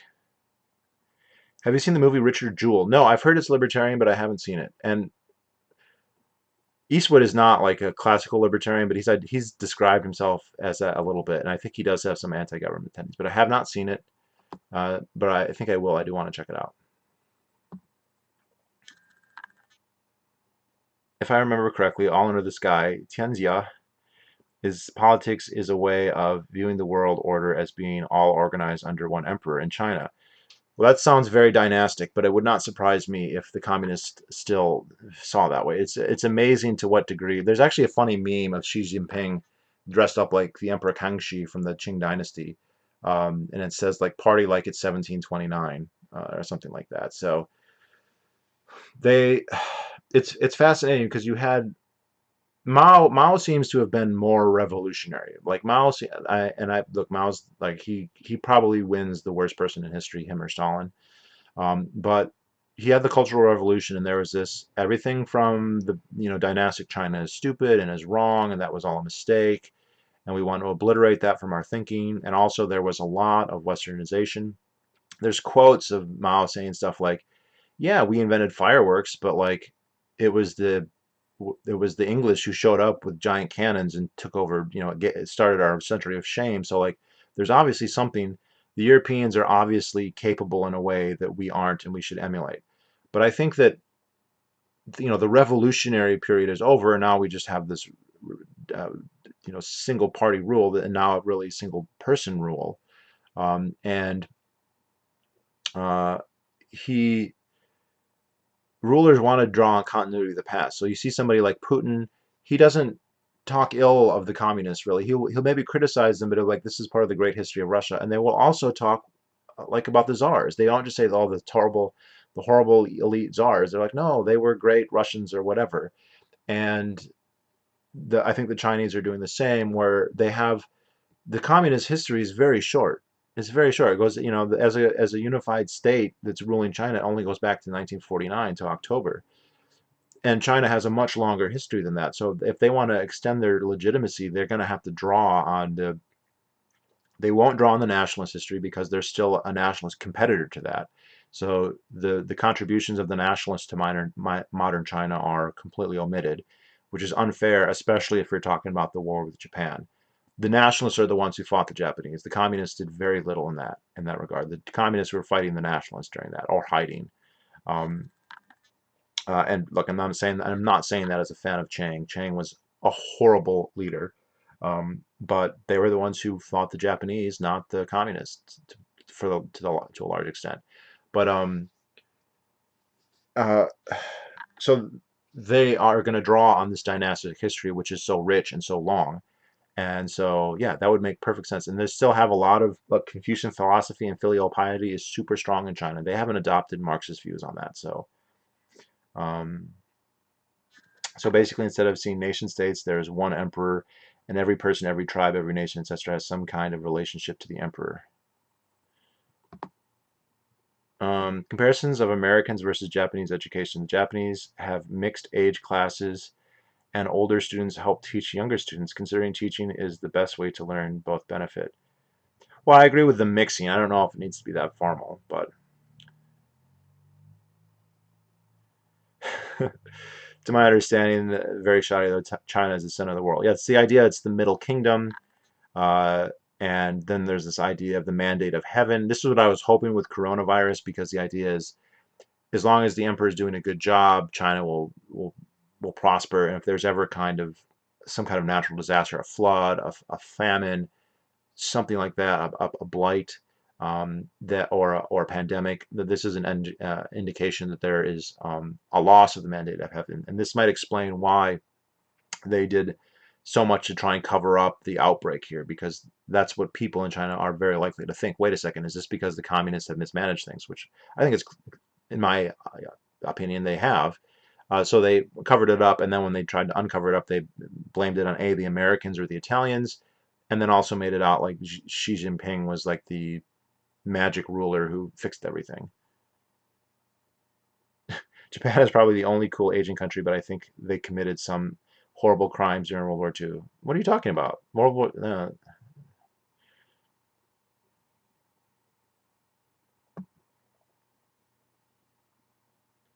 motive behind compulsory schooling is all about promoting homogeneity and control. Uh, the history of compulsory schooling is rarely discussed in public schools. That's probably intentional. Yeah, they want you just to, the only, when I was in public school, the only time they were discussed was to laud their importance. Public schools are important. Here's why. This is why we do them. I remember in government class, there was some discussion of it's not in the Constitution, and they're like, yeah, it's not in the Constitution, but they're important, so we got past that.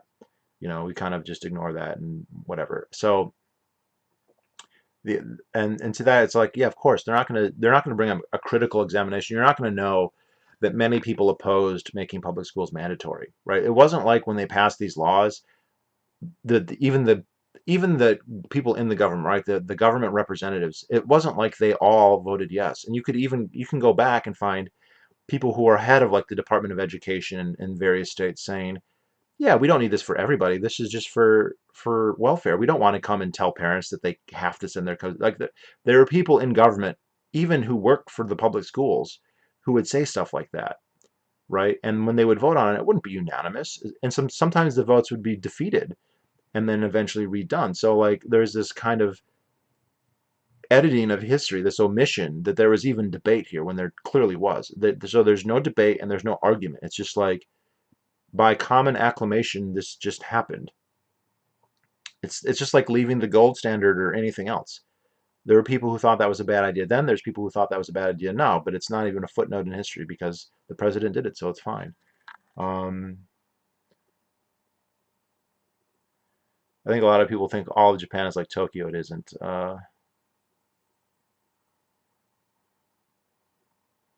Will technology in union with private enterprise lead to overcoming? I cannot answer that. I have no idea. Rama Rahm Emanuel spoke at my wife's college graduation. Cringe. You must live in Chicago.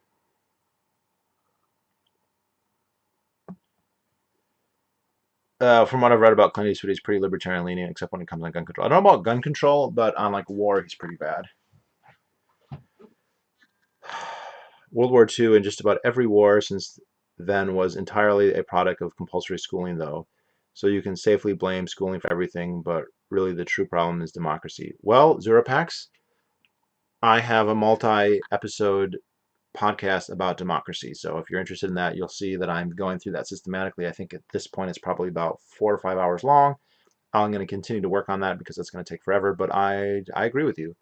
Democracy is the god that failed. Democracy is an idea that we have been brainwashed into accepting uncritically, and it really is an idea that can be criticized from every angle all the time very vehemently. And that's important that we do that. But that's one of the things that you learn in public school. That's your religion. My friend's grandparents fled China with Chiang Kai-shek to Taiwan or to someplace else. Chiang Kai-shek's wife, she died in Manhattan in like 2005. She was like 104 104 or 105. They weren't sure her age because the Chinese don't always record when you were born. They record when you're conceived. Um, but yeah, she didn't die until like 2005 in New York. Um, what do you think of the idea of a silver standard? Yeah, so this is a funny. There's actually debate among people whether the currency should be gold or silver or bimetallicism, and there's actually a lot of debate about this. The idea being that gold bullion is too rare, and if we switched to a gold standard now, the demand for gold would increase so much, and the supply would not increase that much. It would increase some, but not very much. That it would be much like its market price would not be what it is today. If it's $1,200 or $1,300 now, it would probably be more like $20,000 or $50,000, right? Because if you imagine every single transaction with money, if you needed gold for that, holy moly, you would need a lot more gold. So the argument would be that you would be spending like a milligram here and a milligram there, which technically is very possible. You can separate gold up into strands, and you can also do digital gold. Not a difficult problem as long as the government's not raiding banks that have it as reserves. I mean, that's really the only thing. If a bank could have reserves in gold and issue, a credit on it, that would be fine. The only thing that will stop that is the government will come and take it out. And if you don't believe that, just look at what happened in Norfed.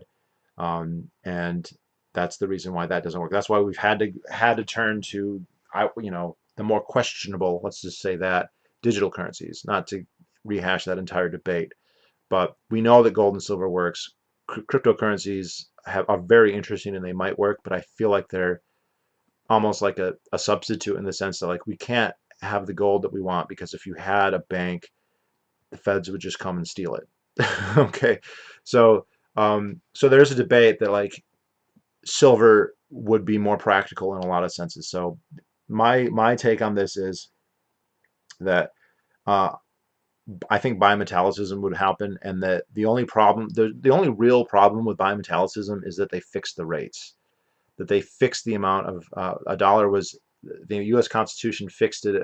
A dollar was either this much gold or this much silver. And the thing is, the actual market value of those coins would differ, and so you would get a lot of Grisham's laws happening, where if they undervalued gold, it would disappear, and if they or vice versa. And so, if you did not have a set exchange rate, if they were able to float by markets, it would not be a problem. And then there is a syllogistic debate because one of the definitions of money, and I think it's a good one, is that money is the most liquid asset, right? So it doesn't matter what says money. It doesn't matter if people use it as money. It's the thing that people use as money the most liquid asset.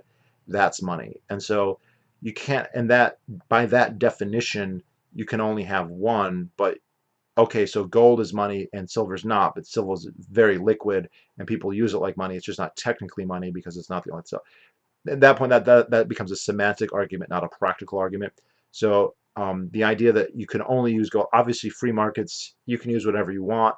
It's my guess that people would use both, and you would probably see some kind of division between gold being used for larger transactions. You buy a house, you buy a car, companies, whatever, use gold. You go and buy groceries, you go and buy um, you go to the fast food, you buy shoes or clothing, you use silver or even copper. Right, copper coin, like a big copper coin, especially if it was being used as money, I think would actually be worth more too. But definitely gold and silver, and then maybe copper. I mean, that's where the idea of a penny, that gives you some idea. An actual copper penny would be worth more than a penny right now. I think it'd be more like a pen, like a nickel or something. I'm not sure. Um, but yeah.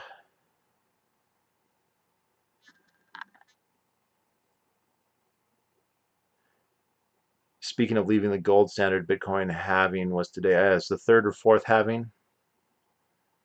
Australia is in a very awkward position right now. We aren't sure if to side with the big D USA or China money in the next 100 years.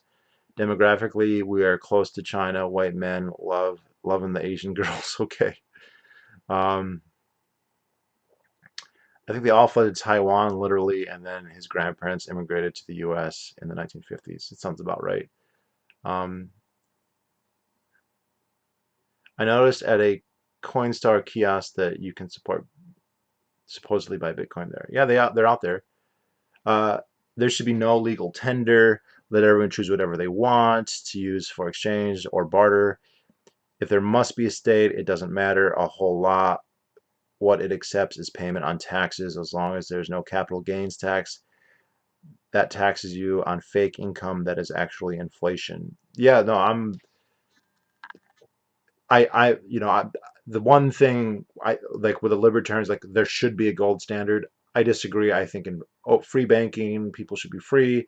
Market currencies, I do think that it would probably be gold and silver. I think it would be both, but I'm not prescribing that and saying it has to be that or it must be that. I think that's just the most likely thing that would happen. That's the 5,000-year history rant right there.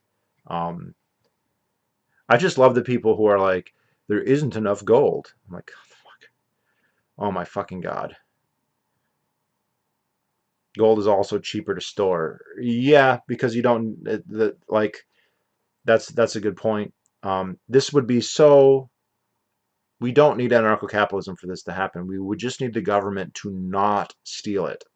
That is really the only thing that would require. If you could have a bank that had reserves, they could issue you a debit card or paper receipts, fiduciary media, right? And you could go and do and that's the other cool thing about gold. You can subdivide it as much as you want, really. Like you have bars, you have coins, and then you have smaller coins, and then you have the milligram hairs, right? And honestly, you could even start subdividing the hairs or use gold dust. And so you could make a purchase for 1.89345643543438 ounces, right? And that could, potentially happen, right? Like that would actually work. Like, and then you could go and like, oh yeah, when you get your payment, they give you the coin and they give you the thing, and then they get out a little scale, and then boom, boom. Or you just say, hey, keep the remainder in my account, debit, blah, blah, blah. But the problem with that, Norfed did that, and the feds just showed up and took it all and said, they're counterfeiting. It's ridiculous.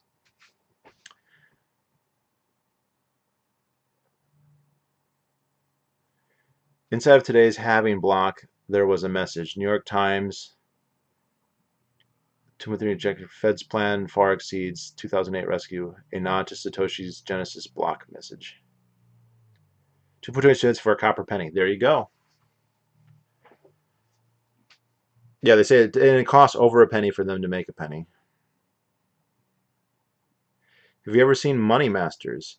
Cinefan, go back. It's one of the very first videos I ever watched, Money Masters. And that was the first documentary that got me interested in economics. And I love Money Masters. It's a great documentary. It has a lot of good information in there. But Bill Still is a ridiculous greenbacker. I do not believe in greenbacks. I don't believe in fiat money. I think that they're really, really wrong about all of that.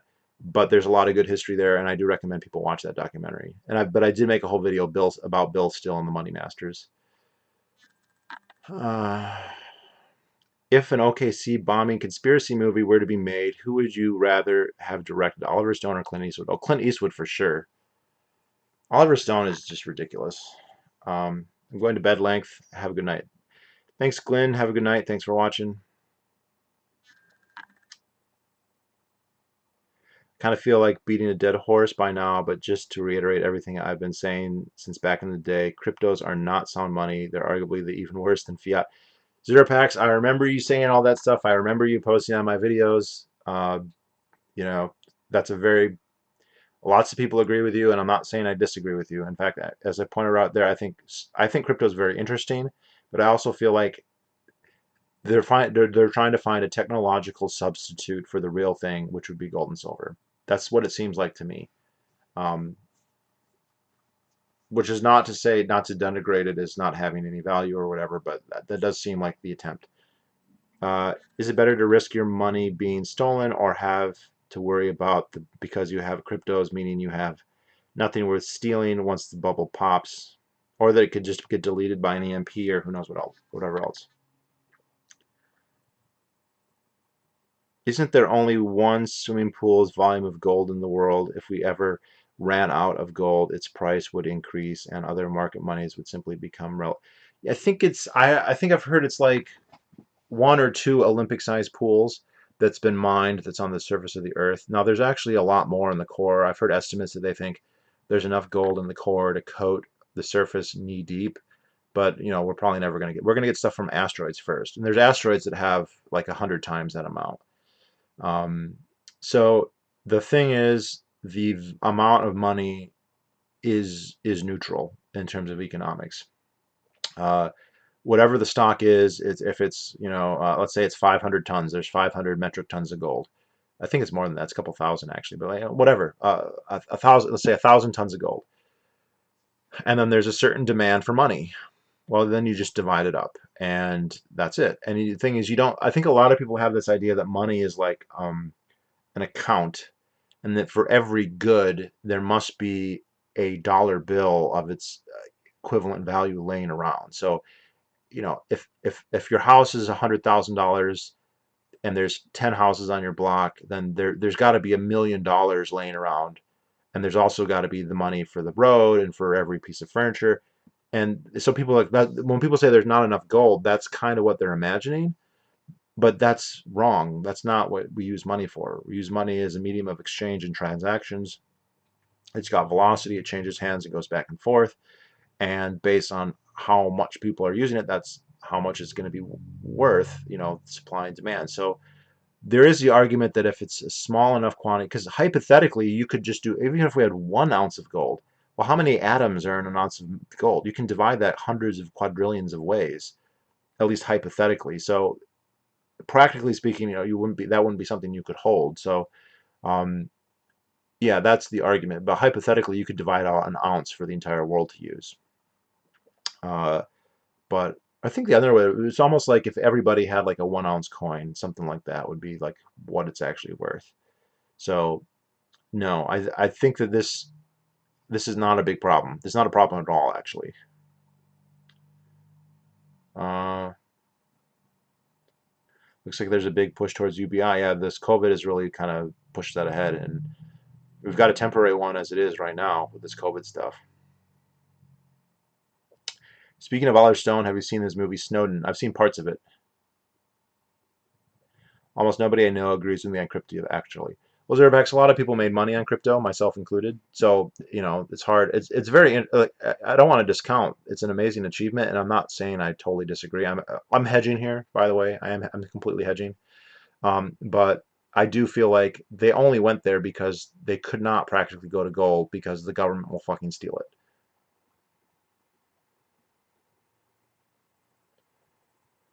Blockchain is where the potential is, but cryptocurrency has no intrinsic value, so can approach zero easily or eventually. Nothing has intrinsic value though, so fair.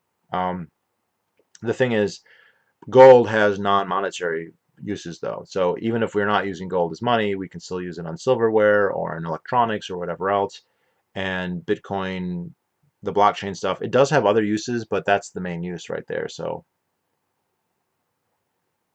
Uh, Cryptos are not money now because they don't exchange for anything. If they ever became a generally accepted medium of exchange, its price would stabilize.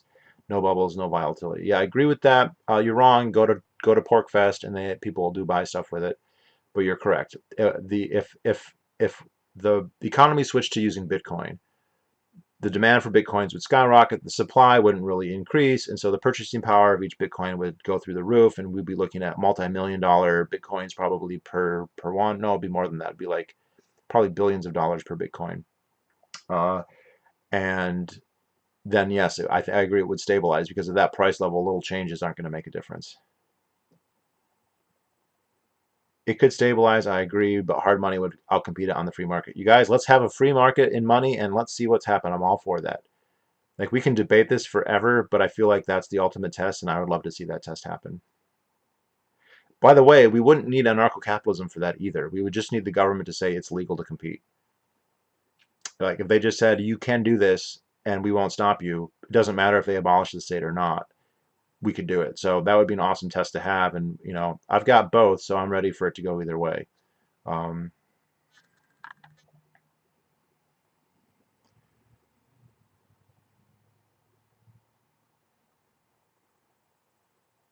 Uh,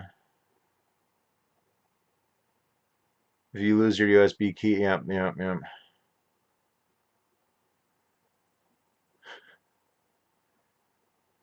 Never said you couldn't make money on them. Of course you can make money. It's a pyramid scheme.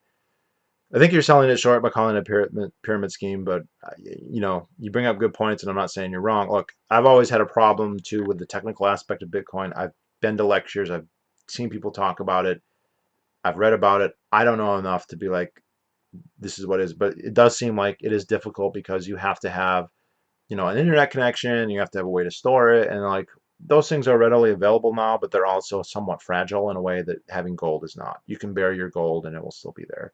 Well, in fact, it won't even rust. Um,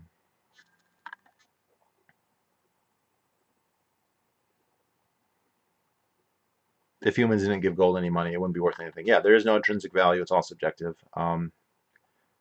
Cryptos are money. They are just not sound money, and they will be worthless in a relatively near future. Is that 1 month or 20 years? I don't know. Um, what do you think of Milton Friedman's proposal of replacing the welfare state with UPI? Not one of his better ideas. I'm long on salt. It's making a comeback. Yeah, it's like Song Guy or Molly. What are your strongest arguments against Social Security? It's insolvent and it causes moral hazard. And it discourages people from having families or good relationships with their families, and it drives them apart. And it's hugely expensive, and yeah. So moral hazard probably number one. Like if he's like, I don't have to prepare for my future because the government will take care of it. And then the social effects. There's evidence that like the reason families shrunk, that we have fewer kids, is because it used to be like, hey, I got to have a lot of kids so they can take care of me, and now it's like I don't. The government will take care of me.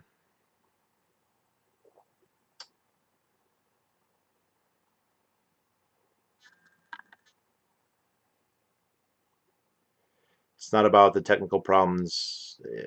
Yeah, well, Zerobax, this was actually one of the big debates was like, does Bitcoin refute the Misesian regression theorem? So this is one of the esoterica that would get debated a lot. And it seems, on first viewing, it seems like it does, but then I've heard people say, well, no, because the blockchain has some kind of value that's independent of money, so there is something there, and so it's not, or it has some kind of nostalgia value or something like that. So yeah, Ponzi scheme. Okay, not saying it's easy because it's complex issues. We're bombed with misinformation about money on a daily basis, and Mises and Rothbard were pretty bad at explaining their actual view. Yeah, and I actually, there's things that like one of the things I don't like about Rothbard is his view on fractional reserve banking, because he says, and I don't think we need fractional reserve banking, and it's caused a lot of problems. But his argument is that fractional reserve banking is fraud, and there's a really easy way around it. It's not fraud if the bank tells you what's going on. If the bank tells you, hey, we only have 500 ounces of gold, and we've made out loans, we've issued currency in addition to that. We've issued out 1,500 ounces of gold, and so it's speculative. You can be like, oh, so our bank script, the Rothbard Bank and Trust, their vaults have 500 ounces, but they've issued 1,500. That's fraud if you put your money there and they tell you it's 100% reserves. But if they tell you, hey, we're going to inflate the script, we're going to print more script, just like a company might print more stock, and you know that they're doing that, and you know the scale that they're doing that, right? If they don't lie and they say, well, we're going to print a couple extra instead of 10 times, then it's not fraud. And well, then won't they all inflate? Well, they don't want their currencies to go to nothing, and people want to be able to trust their banks. You would have bank runs that would keep it under control. There's actually a really good, if you ever read Cryptonomicon, which is one of the very few novels that I've read, he talks about this like I think it was set in Hong Kong or Shanghai, and it was sort of historical. I'm not sure how true this was, but he talks about every Friday the various banks they'd have collections of notes from the other banks, and they would send coolies out to redeem them in silver, because the Chinese had a silver standard for a very long time, and any bank that could not redeem enough of its notes, there'd be a bank run and they go out of business. So I don't agree with that. Like, you can't have fractional reserve banking because it's fraud. It's not fraud if they tell you what's happening.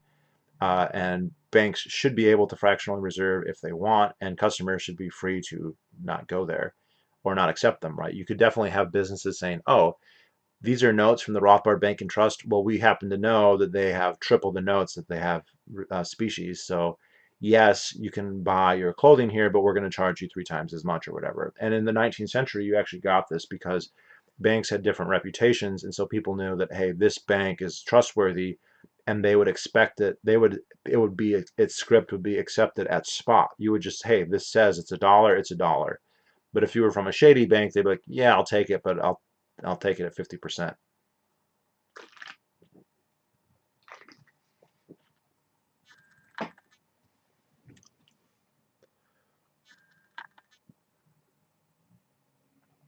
Holy shit.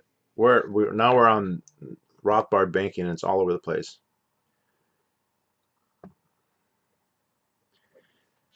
UBI is just a way to buy votes. Even Yang's 1,000 is not enough to live. Yeah, it's true.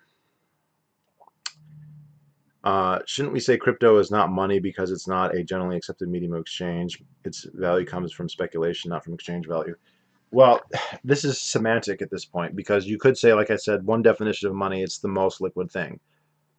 Then Bitcoin's not money. If money is anything that's used as a medium of exchange, then Bitcoin is money because people do actually buy and sell things from it. Maybe not very much, but I've bought and sold things with Bitcoin. I've seen people buy and sell things from Bitcoin. You can go to PorkFest, which I recommend everybody do, and there's people doing it there just as one example. Now, fair point, how frequent is that? Sure, 100% understood, but like then it becomes a semantic argument about whether it's serving a fun it's serving what did Mises or Sheldon would probably call it, like a money substitute or proto money. I think Sheldon would use the term proto money, where it's almost money but it's not the most fungible. Um, can we also agree that it's an extremely risky investment right now, though? Yeah, you want to buy when it's low, not when it's high.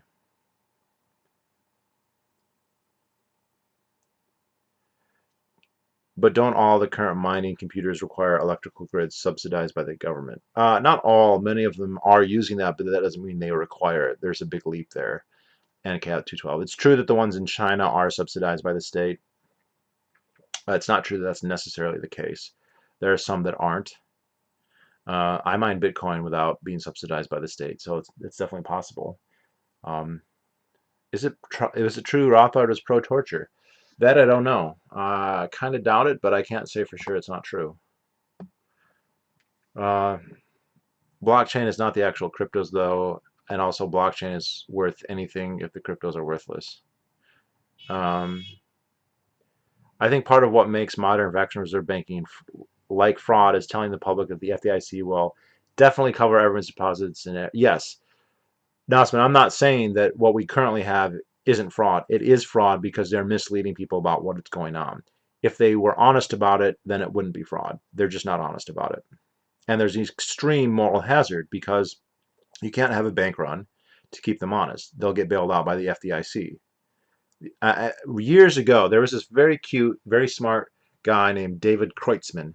David Kreutzmann. Go look up his. He probably doesn't even have it anymore. And he was, I think he was still in high school, but he was an investor. He would, small time trader. He's since gone to college and he's more established now. I think he's actually trying to make his name. But he had like a blog or whatever, and I wrote an article in it called FDIC moral hazard or whatever. Like more, the FDIC is terrible and it's bad finance. And yes, there's a lot of fraud with what our current system has, and I don't support it. And if you ask me, like, hey, I'll pay you in gold or I'll pay you in script from a bank. If it was a bank that had a good reputation, you might accept it, but there's always going to be part of you that like species is species. Uh, it would be like if gold was just discovered, but society was still being forced to use something like silver by government. Yeah.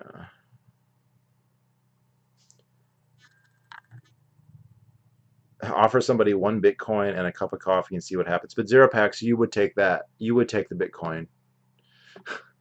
You can't tell me that you wouldn't. In a fully voluntary free market, fractional reserve bank is unclear whether customers would trust those banks to not go under and risk losing their demand deposits. Yeah, I agree with that. It would be, well, it's just like, do you trust, when you buy stock in a company, do you trust the company not to go bankrupt? It could, right? Or if you put in investments, and if you give money to a bank, even if it doesn't fractional reserve, if it loans the money out, there's a chance the loans could go bad. So one Bitcoin, yes. 0.001 Bitcoin, no, let's be honest. I think Bitcoin complements gold and vice versa. Yeah, we should have a free market economy, people. This is kind of like a silly debate because no one has to be right or wrong. This should just be left up to the market. Let's all agree to that. We'll find out that way. People don't realize public schools are regressively funded when it comes from renters, as renters pay the capitalized property taxes of their landlords. It works out to about 1 month rent a year. Oh, I didn't really think of that, but sounds about right.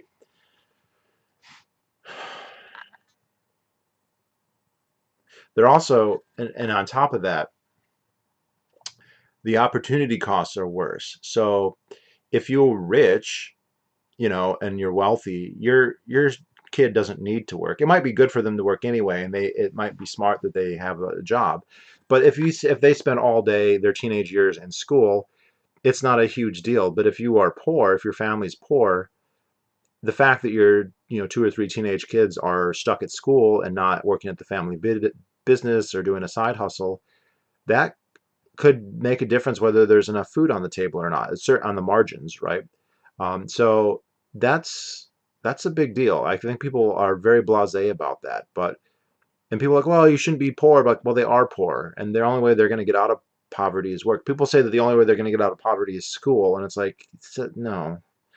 Like when you put for the people who are already slated for success, who are going to do fine, public schools, they're kind of an inefficient way to get there, but they don't stop it. For people on the margins, it's stopping them dead in their tracks. The truancy laws, the fact that they can't go work, the fact that they can't develop skills in the market, the fact that they're forced to sit in stupid classes learning shit that they don't care, don't need, never will, won't remember, is really quite a travesty. There's an extremely small number of people generally accepting it. Yeah, I'm very aware of this. But if the definition is that anybody using it, then it's money. You could do the Selgin and say it has to be the most liquid good, in which case it's definitely not money. Not by a long shot.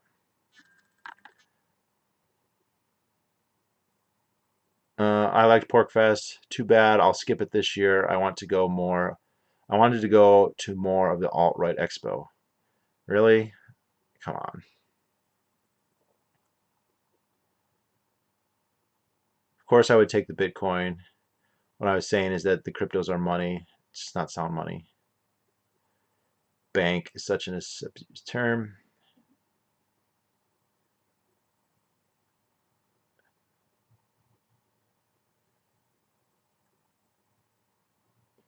You don't need a fractional reserve bank account. You could just buy yourself a safe deposit box, of course. Yeah.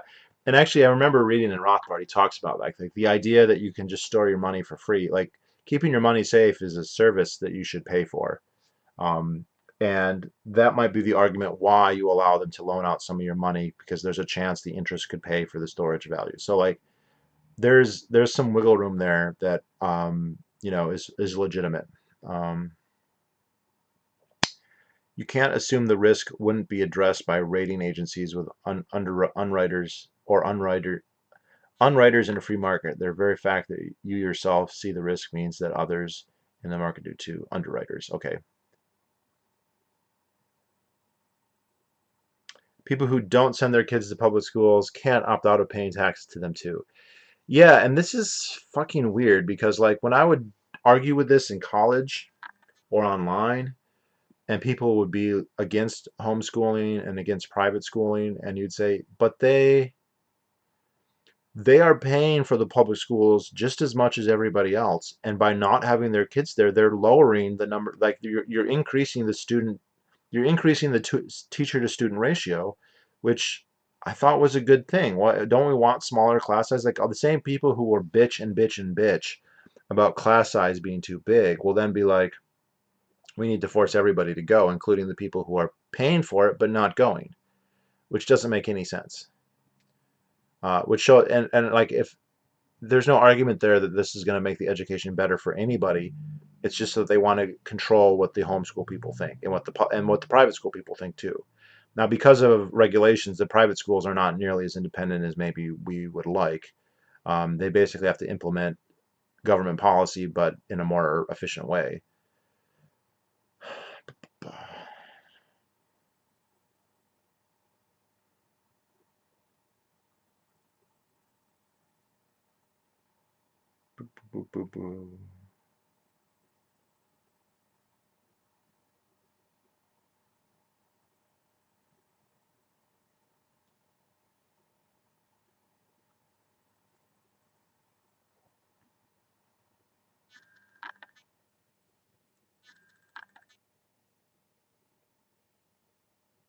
Ooh.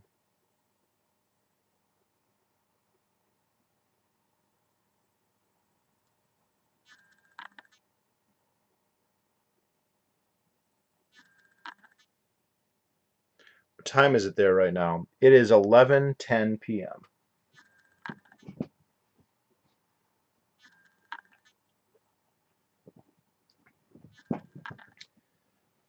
All right, guys. It's been about 2 hours, so let's give it about 4 or 5 more minutes. To reiterate this, thanks to anybody who has given a review or a rating on the podcast. There's a link in the description. Um, I appreciate the people who have done reviews. I've uploaded a new episode today. It's almost an hour long on basically anarcho-syndicalism in factories. And if you do like it, spread it around to people you think will be interested. Same for the YouTube channel. The content is a little bit different on the two. So it's not a repeat of everything. So you're not getting, if you watch this channel and you listen to the podcast, it's not the same thing every day, even though there obviously are topics that get covered in both. And if you like it, leave a review and give it a rating, and that kind of helps. So if you want, again, no one's under any obligation, but if you like it, that's a good way to support.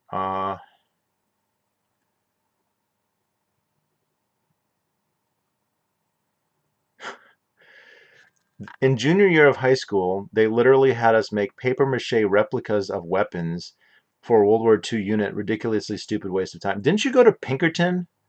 So isn't Pinkerton's like the best public school? Right, I think I'm right. You went to Pinkerton, didn't you? Um, yeah, dude, my junior year in high school, in geography class, and this was geography one, so geography one is the United States. The United States is a big country with a lot of geography. You can study a map of the United States for decades before you learn every river and right, there's a ton there. And what did we do? We made fake countries. We took these big pieces of like paper and we got to draw our own country, our own fake country, so people would, oh, it'd be shaped like a guitar or a football or a star. Oh, that would be funny, a star. And then you would color it. We colored them with markers and crayons. And you would draw like mountains and rivers. Did everyone in that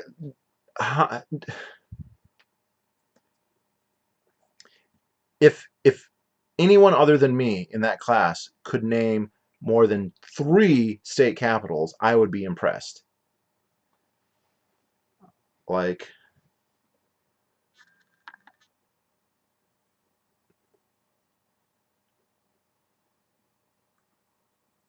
have you read The Case Against Education with Brian Kaplan? I love Brian Kaplan. I have it. It's right back here. I have not read it. Thank you. I'm at 96 minutes behind listening at 3.6 speed. Is that an option? What does that even sound like? I'm going to subscribe to your podcast on Google Play. I think that's possible. Most of the people are on Apple iTunes, but whatever. But if you do, leave it a comment and a rating. Main problem with fractional reserve banking isn't on depositor sides, but rather on the borrower side. The depositor can be insured by private insurance or simply wait for the loan to be back. 3.6 works well with lengthy's natural cadence. Does that mean I talk slow? I feel like that is insulting. The problem for the borrower is if there is a run on several banks at the same time, credit will be contracting, so there will be deflation, and thus the value of currency they owe will be going up. Yeah, which is a risk that you should take into account when you are a creditor. Did you ever read any books on geography and how geography helped shape some regions of the world? Not in high school. Uh, Junior year, I got expelled from school. Was good. Got to go to college early. Think of all the coloring that you missed. Like in mountainous regions, civilizations are less likely to develop there. Actually, Thomas Sowell writes a lot about that in some of his books. Like, oh gosh, I forget which one. But yeah, that's a fair point. Or is there a port with a deep water? Is there fresh water? Is the land arable? There's lots of things that are important. Uh, what is the capital of Kyrgyzstan? Is it Dushanbe? Oh man, am I gonna check? I want to say Dushanbe. Let me check. What is the capital of Kyrgyzstan?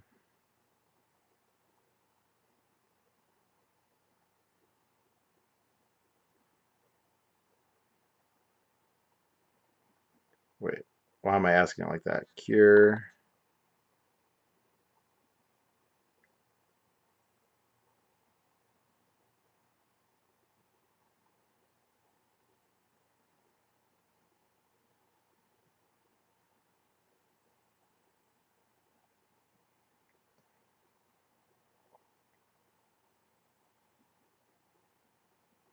Bishkek. God damn it. Fuck. Well, I failed the geography B. Um,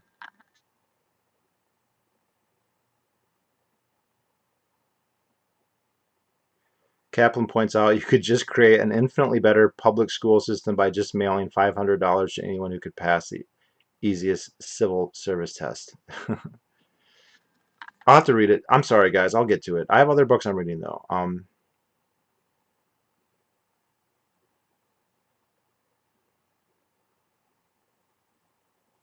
I was just rereading Bob Murphy's and Silas Barta's book, Understanding Bitcoin, which tackles the sound money critiques and Bitcoin, blah, blah, blah. How much do you practice martial arts in your room? None now.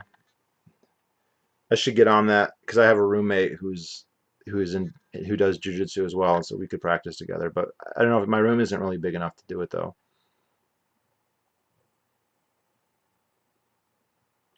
Tajikistan looks freaking beautiful from the Google Street View in the mountains. A chance to walk the path of Alexander a bit.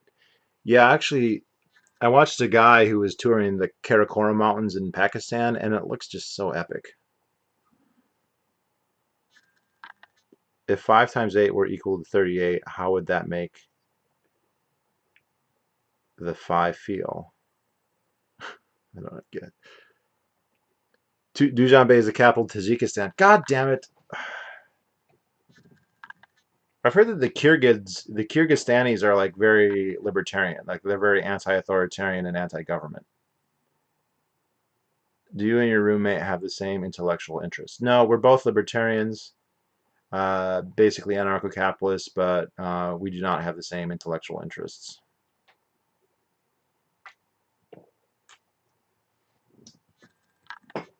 You know, I do the YouTube and the podcast, and he does the Twitter. You know.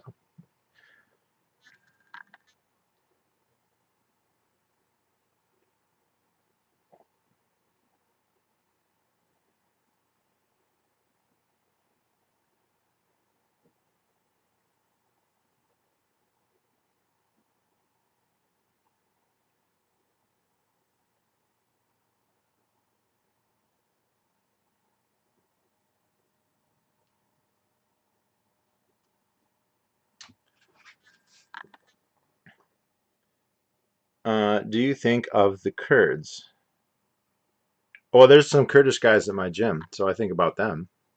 Uh, Look, do I think about them? Yeah. Do I feel morally responsible or obligated? No. And I'm not going to advocate that the United States stay deployed in Syria and Iraq forever for the Kurds. We should get out of the way and let them handle their own problems. And if you really feel differently, and there are actually people, look, they're Americans who identify with the Peshmergas enough, or they're bored enough that they'll actually go and fight for them. Right? There's people who will do that, and the state will actually try and stop them. That's illegal. People who do that can get charged with crimes, and obviously I don't agree with that. So if you really believe in a cause like that, by all means, go and fight.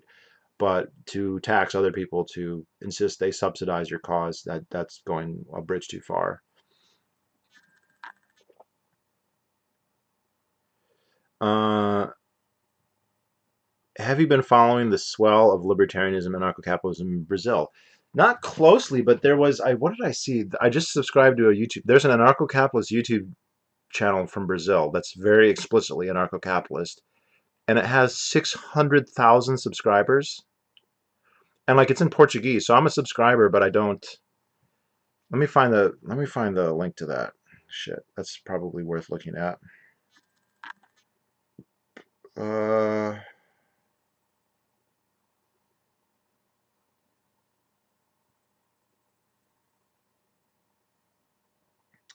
what is the name of that channel? It's like so I've been hearing about like there's Mises Brazil. Like this is something that's been in the works for like 20 years, um, and apparently it's very popular there. See if I can find.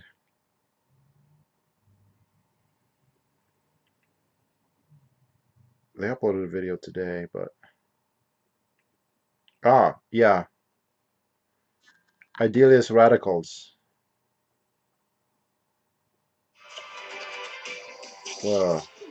610,000 subscribers.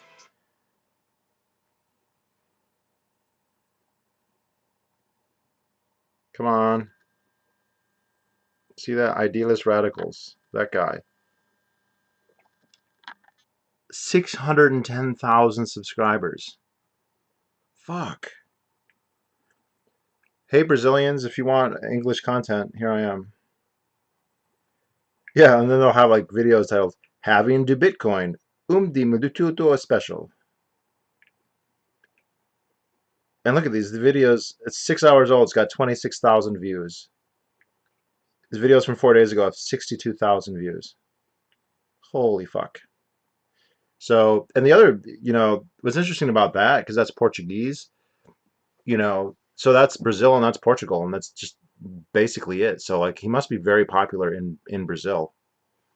So, I don't speak Portuguese, so I can't follow it that closely, but I'm aware of it. I've been reading, and if you see, like, a lot of the Mises people have been invited down there. So, Hop has been down there, Murphy's been down there, Tom Woods has been down there, and Lou Rockwell has been down there. And I know anarcho-capitalists from Brazil. I've met some personally. There's a, I mean, I've talked about it before, but there's a gay network. There's a gay libertarian network, and I know some gay libertarians in Brazil. And so, yeah, I don't know all the details, but it's definitely a thing, and it's a growing thing, and it's a very vibrant thing. Another place, not as much, would be like Nigeria. It's also kind of big in Nigeria. Bob Murphy's a really poor economist. Look at him debating monetarists. He ends up granting them every point and sticks to saying that if you look at things the other way, then you can. That might be saying he's not a good debater, and I do feel like that. I feel like sometimes he tries too hard to crack a joke, and he can be funny, but he's not that funny. Um, I'm half Kurdish, but I don't speak Kurdish nor Arabic. My dad came here at a young age. So your dad is Kurdish and your mom is Greek. Interesting. But I mean, to get to Greece from the Kurdistan, they would just have to cross Anatolia, right? So you're only crossing one border if they're a Turkish Kurd. Da, da, da. Well, that's a lot of subscribers. Yeah, no kidding. And it's not even, the channel's not even that old. Your podcast name is the same as this channel. Yes, it is. I love paying taxes. Well, lots of people are sadomasochistic, so there you go. Um, Idealas. I don't speak Portuguese. High length. Hey, Snuth. I think you are more critical of his approach than his ability to understand economics. He tends to battle them on their grounds, paradigms often. How do you think ANCAP society could handle a guy who gets drunk every night and beats the crap out of his dogs? Could the dog get rescued? It certainly could, but I think that the rescue agencies might have to resort to different tactics. Like maybe they'll pay him, or maybe they will, that sort of thing. But that would just tunnel like there's lots of things that could happen. But if you're talking about like a legal order that would mandate something happening, then you're going to have to get into a debate about animal rights, right? If you establish that animals had rights and the legal framework respected that, then that would be one thing. If you don't believe in animals have rights, but you just think people have a subjective value, or at least some people have a subjective value of protecting animals from that, there's things they could do without violating his property rights, or with violating his, you could violate his property rights and then just pay the restitution though. Oh yeah, we stole your dog. Okay, here's $100 or whatever.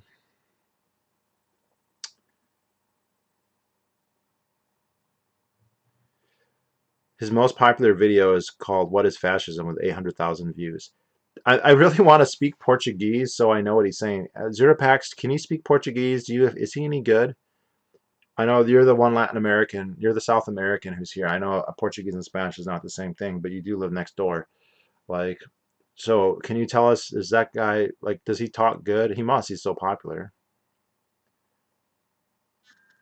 Mm,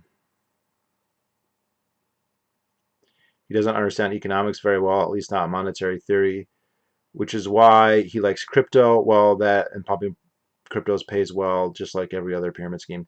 And if you recall, I watched him debate David Friedman at PorcFest many years ago, and I did a video like Austrian versus Chicago economics, David Friedman KOs Bob Murphy or something like that. I felt like Friedman wasted him in that debate. Um, uh, Libertarians are likely going to look really dumb when this pops through. Love this channel. Thinking about circulating your content in my political party in Australia if you're cool with that. Definitely cool with that. Circulate away. No, I can't speak Portuguese. Sorry. God damn it. It's weird because like, oh, we've got an Australian guy. I have lots of subscribers in England and in Canada and South Africa, whatever, and like not in Brazil.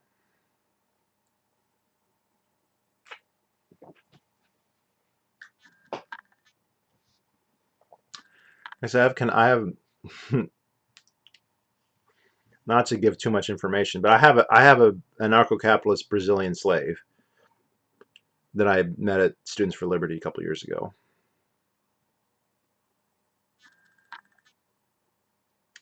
You could use Google Translates though. It's about 95% of it in English and about probably 90% in Portuguese. Yeah, but from audio,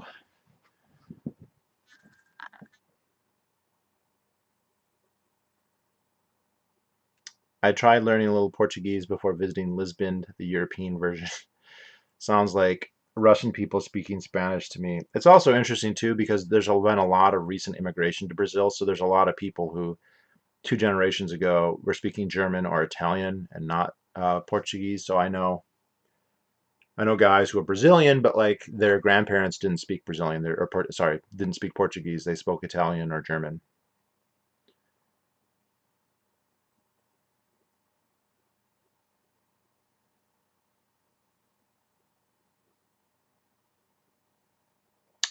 There's one very famous self-proclaimed anarcho-capitalist economist in Argentina. If you want, though, he doesn't do much YouTube and stuff, but he's way more popular here as a percent of population than Ron Paul was back in 2012 in the US. Zeropax, I remember you did a video probably 10 years ago.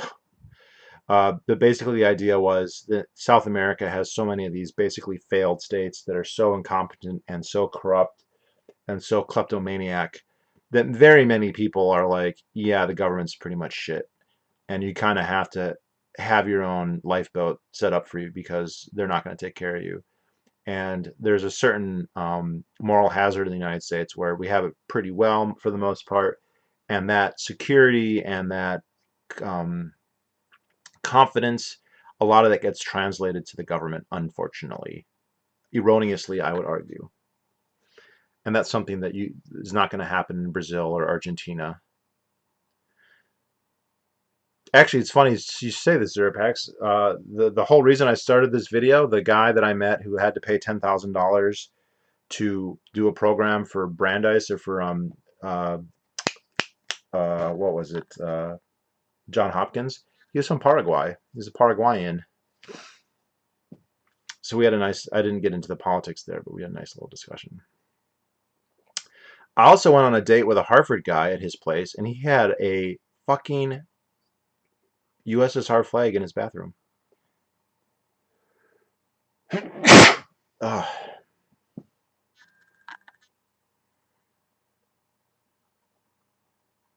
He's kind of dumb though, and not very good economist, and kind of lefty, but he has mostly right. I don't remember that video. Could be about the inability of the state to get much done here and corruption. Yeah, I don't remember the title. It was a long time ago.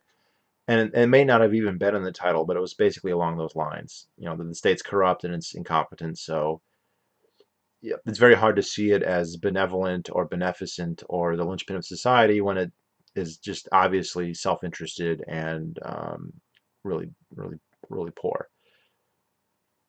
It's the same thing. Like I had a lot of friends from Mali and Senegal, Burkina Faso, and they saw in Africa the government, the police are super corrupt. Like when you get pulled over, he said that you go like, oh, God bless you, and you just give them money, which they tried when they came to the United States.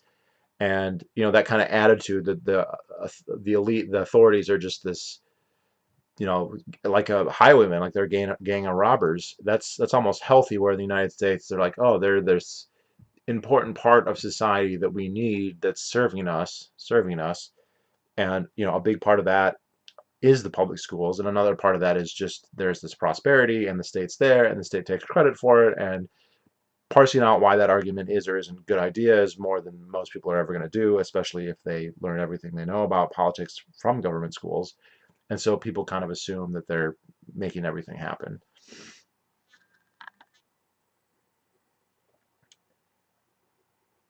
Doug Casey recommends several South American countries like Chile and Uruguay, and also Thailand as the best liberty-friendly countries. Yeah, I've heard a lot about Uruguay and Chile. Well, Chile, there have been a couple Ponzi schemes. There's the whole Galt's scam by Berwick. Um, I deleted all those videos, so I don't really know what I said, but probably I still think the same way. If I may ask, why did you delete all your videos, Zerapex? You have impoverished the internet through your editing. I understand there's valid reasons to do that, but hey, they're still highwaymen and we just pretend they're heroes instead. That's basically correct. I mean, they're like literally highwaymen. They pull you over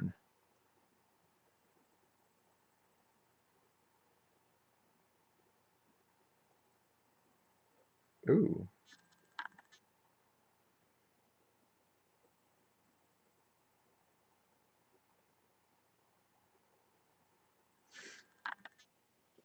South America is really bad if you want to do everything by the book. What do you like legally, or what do you mean by the book?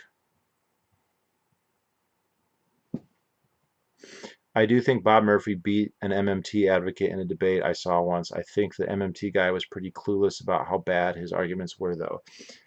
Yeah, but I don't know if MMT is probably one of the easier things to debate. It would be like debating a Venus Project person, right? So I feel like the MMT people or the Venus Project people or the resource-based economy people, I feel like that's like punching a child.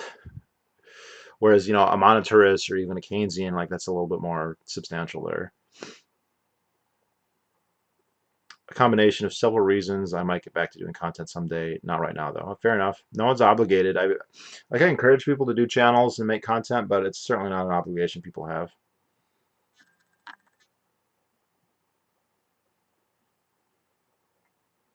Because MMT is valid.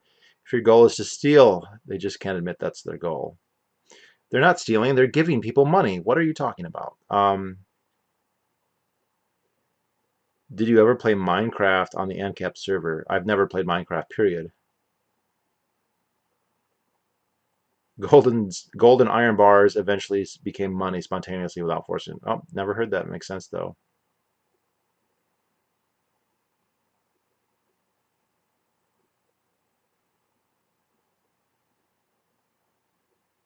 Let's put it this way. The total taxes for businesses right now are on average 106% of earnings. Okay.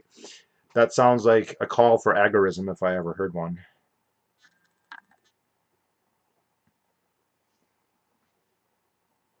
Wow, I said we were going to be done in 5 minutes, 25 minutes ago. All right, guys, last call as I get distracted by my phone.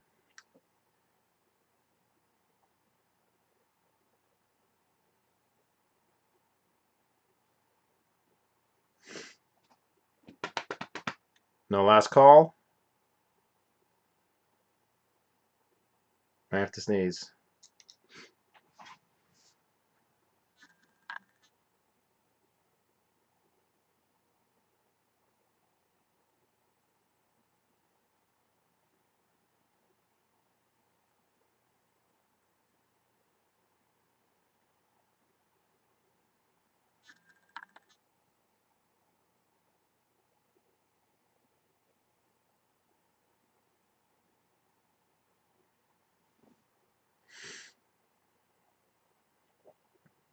What's the last mountain you hiked? So, Tortoise Dream, I have terrible news. The last mountain I tried to hike was Mahoosuc Ridge, east of Berlin in Maine. So it's on the New Hampshire-Maine border, way up north of the presidentials. And I did it with a subscriber that I met at PorcFest last year, who's a free stater, who moved here from out of state.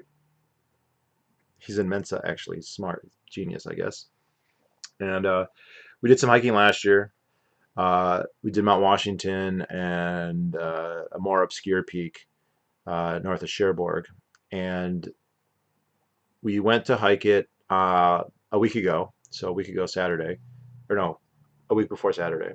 And on the western slope of Mahoosuc Range, which is, you can see from Berlin, it was fine. There was no snow. When we went to Maine and we drove up to the eastern slope, which is where we were going to hike, there was snow. Now, we decided, like a bunch of idiots, to try and hike it anyway. And we probably hiked, I think we hiked about maybe 5 miles in, and the snow ended up being about 5 feet deep. And it was 70 degrees, it was warm, but I was wearing shorts and a t-shirt. Like, I was wearing gym shorts and a t-shirt, and it was literally waist deep snow.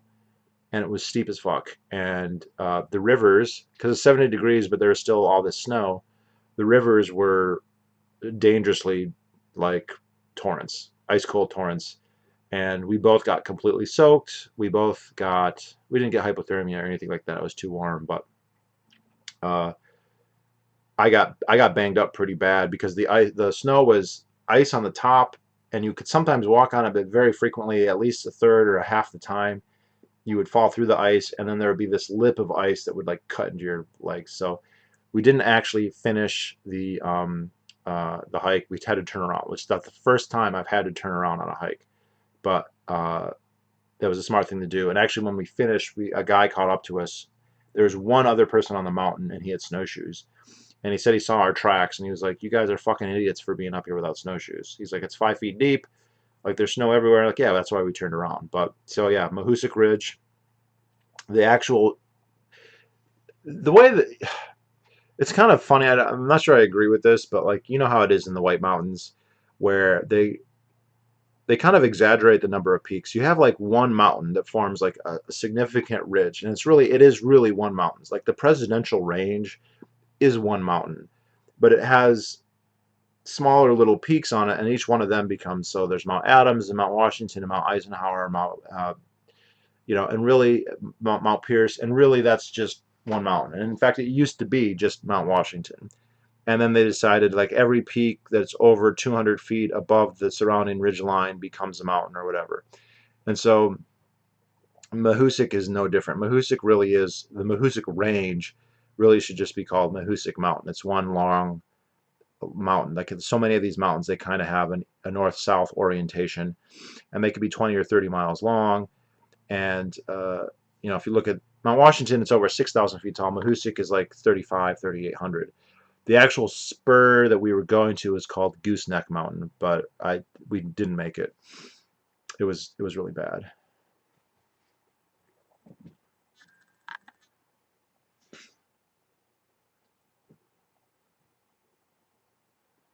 I don't care for consequential approach either. Thanks for the podcast. Thanks, Husinker. Glad you enjoy it. Thank you for watching. I had a similar experience hiking Mount Moria in May without the rivers. Tried again in June and summited, only to find that it was high time for mosquito breeding season coming down. Yeah, I'm out. Good content. Good night. Thanks, Tortoise Stream. Have a good night. And I think that's my cue. Thank you, everybody, for watching. And I will talk to you all. Well, again, check out the podcast. Give it a like. Give it a comment, and if you like it, of course. And then if you like the stuff, spread it around.